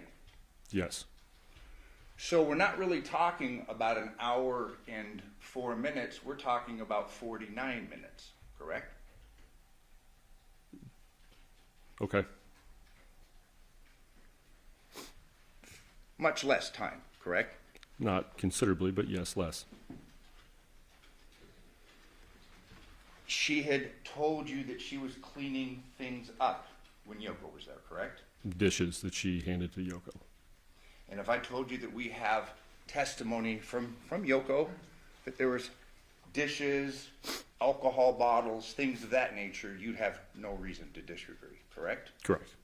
If we heard testimony from Yoko that that room, and it wasn't a door, it was a sheet, but was open and the light was on in there, would you have any reason to disagree with that? With Yoko? Yeah. No, I would not. It's clear, and we've heard a great deal of evidence over the last week and few days, that a move was going on, correct? Yes. Fair to say that when one moves one's belongings from one home to another, it can be a bit chaotic. Yes. Things can get misplaced or perhaps taken from one house to another inadvertently. Yes. There has been testimony concerning Johnathan's wallet and that he had actually lost that wallet the previous day. You're aware of that? No, I'm not. That there's texts which are now in the evidence, right, Mike? Yes. Where it's shown that Johnathan had lost his wallet the day before and he was communicating with Devyn. I'm unaware, but I don't dispute that. But a great deal of evidence was made concerning that wallet and Johnathan's belonging, and is some idea that somehow that was evidence of guilt or that she was trying to hide something, correct? Yes. Come to find out, Johnathan had a habit of losing things and drinking, and she had taken his things. She'd received them from Johnathan, okay? All right.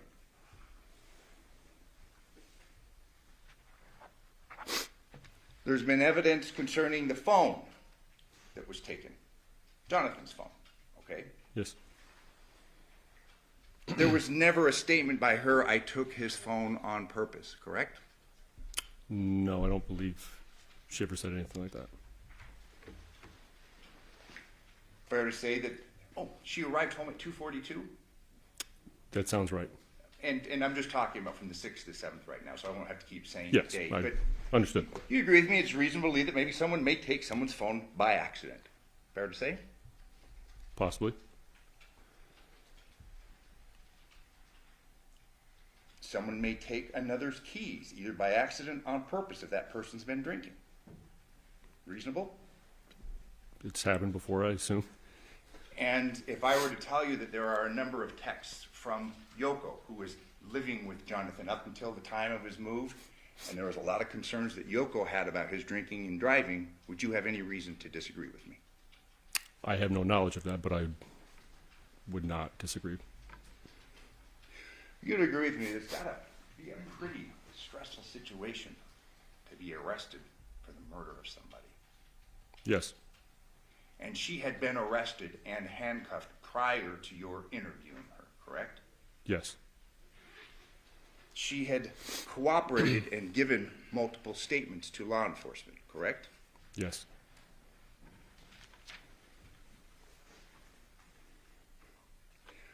You're aware of statements, and we've heard them concerning Johnathan, although she said he wasn't cut. She had said that he had said something about injuring his hand in reference to a white table. You're aware of that? I don't believe I am.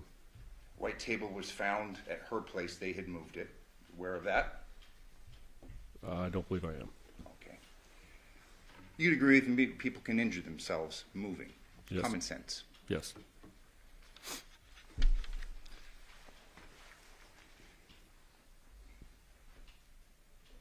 Every time law enforcement engaged her, it was with the purpose of trying to get something incriminating against her. And I keep stressing that because that's clearly what you were trying to do, correct? What I was trying to do? Yeah. Correct. And others with whom you were working. Correct.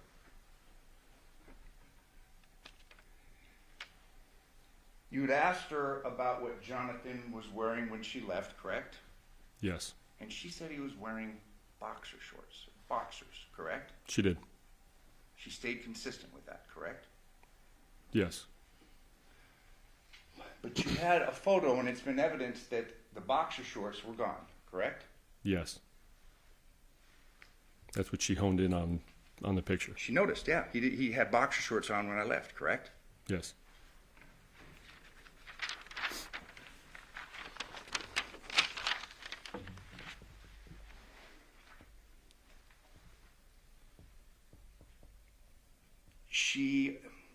There was a discussion concerning cleaning materials at Yoko's house, and we'll just refer to that, the Paladera house as Yoko's house, correct? Yes. You were aware, you've seen photos, or perhaps you were there. There was a lot of cleaning supplies in that house, wasn't there? I was not there. I was not. Never went into that house. I was on scene, but never went in. The cleaning supplies that I was aware of were the ones in the hallway there, the evidence photos. Are you aware of a photo that's now in evidence at Yoko's bathroom where it's lined with cleaning supplies? I don't believe I am. Okay. There was cleaning supplies in the hallway, correct? What I just referenced, yes. Yeah. And in the bathroom, I mean, there's a lot of cleaning supplies in that house, correct? I would not disagree. I wasn't in there, though. Fair to say that she has been interviewed over and over again, and her statements, protestations of not having done anything to Johnathan weren't getting her anywhere. Fair to say? What are you asking? That through her various interviews and her, I said protestations, her saying over and over again she didn't do this, wasn't getting her anywhere, correct? Correct. She gets arrested, her daughters are brought up, she's threatened with nobody's going to believe with what she's going to say, and then she tells you about hitting him in the head, correct? Correct. And that's it, correct? In your interview. I mean, she talks about hitting him in the head with something Yes. near the bed, correct? She hits him, and then there's points where she says that she doesn't remember. Yeah. It's possible, but she just doesn't remember. Okay, and we'll get to that. But you'd agree with me that hitting somebody in the head, assuming that happened, is different than killing them and decapitating them. Yes, absolutely. She actually points out that hitting him in the head with something is a completely different matter, or something to Yes. those, correct? Yes.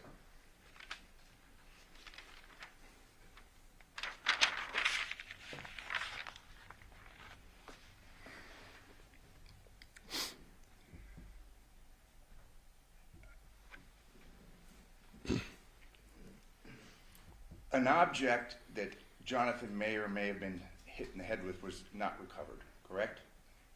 Yes, that's accurate. There were no power tools, specifically a mechanical powered saw that was recovered, correct? Not that I'm aware of, but I'm Or wrong. But or any instruments that may have been used to sever the head. not that I'm aware of, but that I wasn't informed of that. You'll agree with me that there's a lot of pressure, societal pressure to solve a crime, especially a heinous crime, fair to say? Absolutely. I mean, this was obviously number one on the list of priorities on the cases that you were working on. Find the murderer in this case, fair to say? Correct. Get closure for this case, correct? Yes. You'll agree with me when there's this kind of pressure, shortcuts may be taken. I wouldn't say that. It's easier to focus on one defendant, one object. Hey, we do know that she was there versus someone else. Fair to say? It's the shortest distance between 2 points. Are you asking why she became a suspect? Hey, she was the easiest person. She was there that night. Fair to say? That among other things, but yes. Yeah. She had said repeatedly that they were together that night. We know she was, correct? Yes. In fact, they had been together late the night before. You're aware of that? Yes.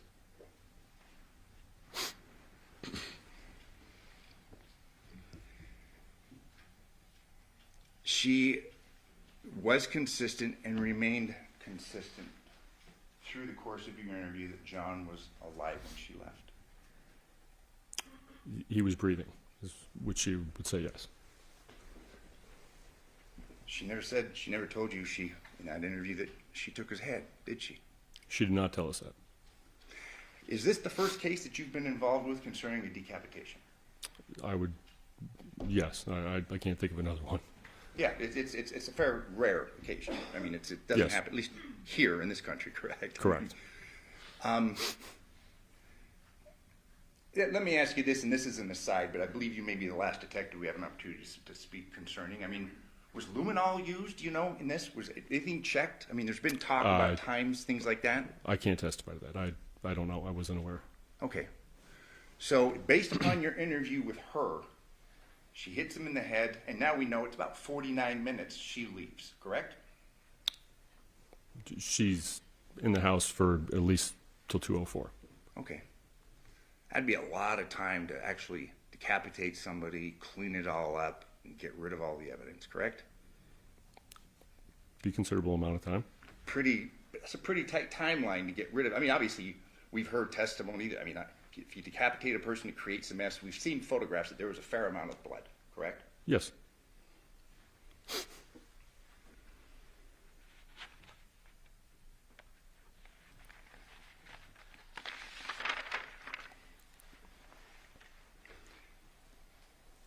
She told you that she didn't take anything out of that house, correct?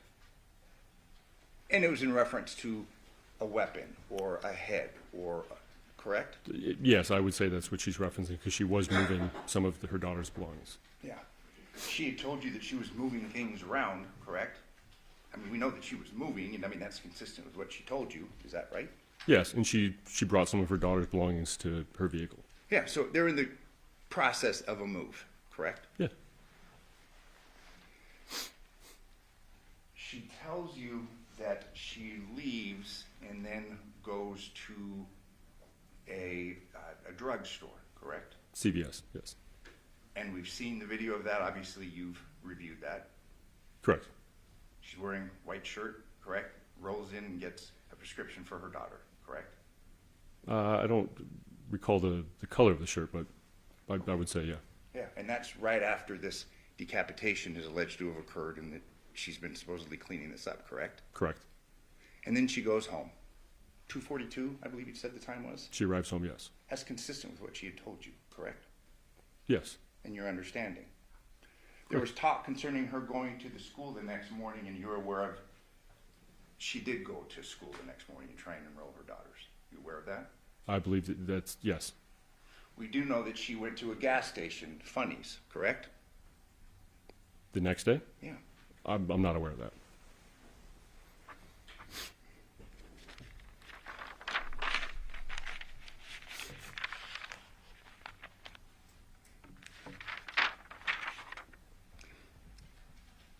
There is minimization that you and your partner, and I'm just going to kind of refer to you as one because we saw both of you sitting there. It was the two of you basically with her on the other side, correct? Correct.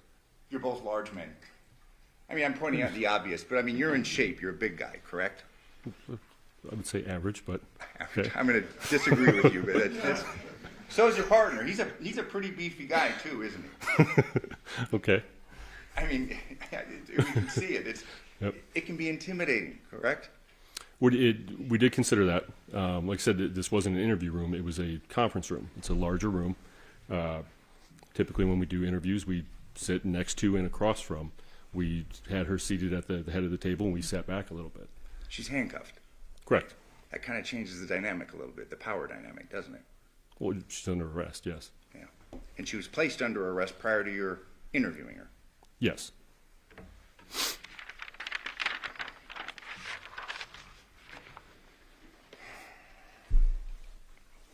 She's told at the very beginning of this interview that she's going to fess up. She's going to help you. It's going to help her to give you information, correct? And that precedes her talking about hitting him in the head, correct? I don't think exactly that, but I would say that works, yeah. And then the jury has this video. I mean, the video speaks for itself. Yes. It's after this that then this idea about her hitting him in the head with something comes about, correct? I don't recall the exact timeline, but it's obvious we've seen it. Yeah. And through the course of this interview, nothing more than that, correct? Correct? I mean... Nothing more than what? Than that. She hit him in the head with something, he left and he was breathing, correct? She at the end, she said that she waited around to make sure he was breathing, but yes. Yeah, yeah. He was alive. Yes. You are aware of the phenomena of false confessions, correct? I've heard of it. They happen, don't they? Yes. You're aware of case studies by social scientists where people actually admit, and usually it's murder, to something having committed a crime they didn't in fact commit. That's correct? Yes. We have the Central Park Five, and we have other, in fact, the Innocence Project. A third of those guys admitted, if he knows. This is testimony.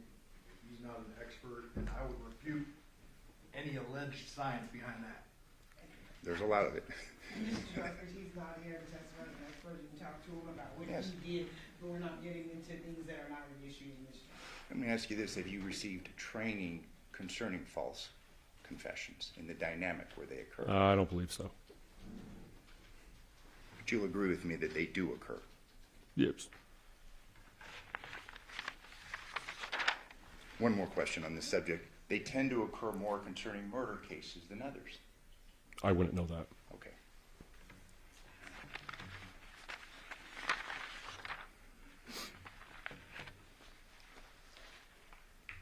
It's only after that you and your partner are basically swearing at her, telling her the shit's going to get real, saying, about the kids and John, And then she kind of has this where she doesn't quite remember, correct? That's fair to say, and that's a fair summary of what occurred during this interview. No, I believe initially she was saying that she just left. She just left, and then we confronted her on the evidence that she was there, and then she says, I don't remember. Okay, but, well, she's there, says she left, she's confronted, she's under arrest, she's handcuffed, and then we kind of get this story about maybe she hit him in the head with something. Fair to say? Sorry, what was that timeline again? Yeah. The video starts, she's handcuffed, she's Yes. under arrest, okay? Correct. Where we hear that she's been Mirandized previously that day, okay? Yes. Her first story is that, she says that she just left, and then when that doesn't help you to get her to admit to something, it gets confrontational. Fair? That's when we tell her that, hey, we have evidence that you were there, you didn't just leave. Okay. And then after this confrontation, and the evidence will speak for itself, then this idea that well, maybe she did something, correct? Maybe she hit him in the head, correct? Correct. And then there's more that goes on, and we see it. Your partner's getting, passionate, correct? Yes. But she never says, and it's after that, then she's like, well, maybe I have a memory issue, correct?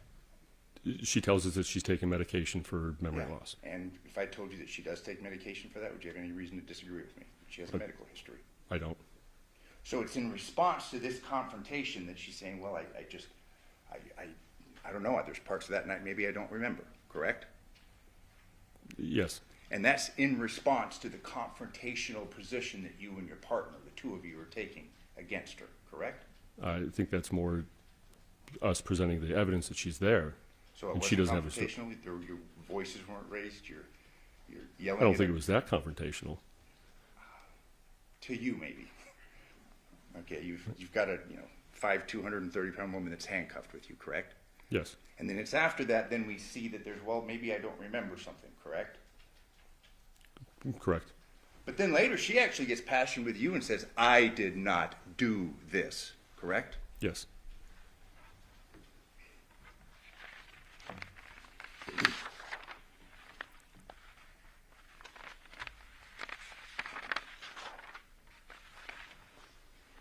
And she consistently denies having killed Johnathan, correct? Correct. She consistently, and she even looks at the photo through this and she's like, I didn't do that, correct? At one point, yes.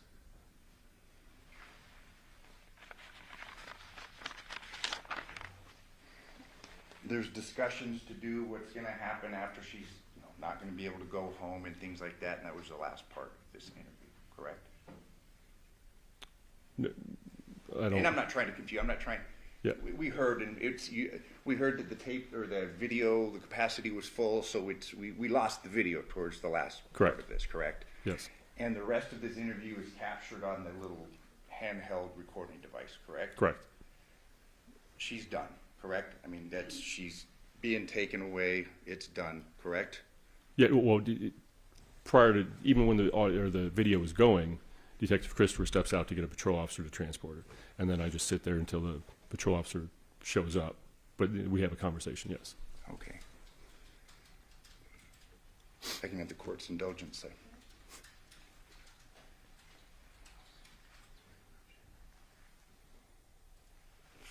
Fair to say, for all intents and purposes, then this case is done and we're here now for trial, correct?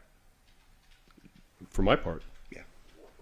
I did not the end of it, but that was the end of it. That was your part. Correct.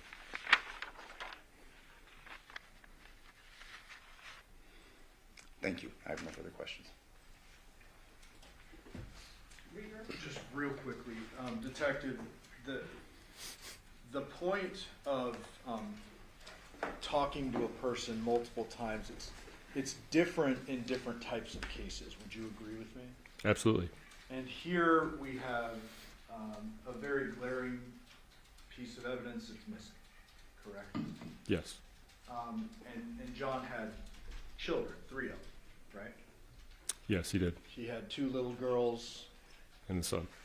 and parents, and who probably want to put on a funeral for him. Yes. Was one of your main objectives in this interview attempting to find out what she did with the head? It was. Obviously, we always try to give the family some closure or whatever, but obviously finding a severed head would obviously help the family, I believe, with, some closure. I'll pass it.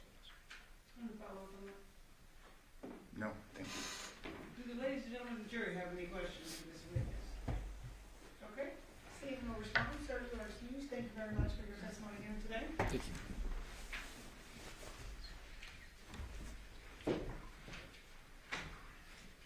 State, can you call your next witness? At this time, the state would rest its case. Okay. All right, ladies and gentlemen, at this point, the state has arrested their case. We are going to take our night recess at this point. During this recess, you must not discuss or communicate with anyone, including fellow jurors, in any way regarding this case or its merits, either by voice, phone, email, text, internet, or other means of communication or social media. You must not read, watch, or listen to any news or media accounts and commentary about this case. You must not do any research, such as consulting dictionaries, using the internet, or using reference materials. You must not make any investigation, test, theory, defense, recreate any aspect of the case, or in any other way investigate or learn about the case on your own. You must not form or express any opinion regarding this case or the response made to you. Ladies and gentlemen, we'll be recessed till tomorrow morning at 9 a.m. All rise for the jury.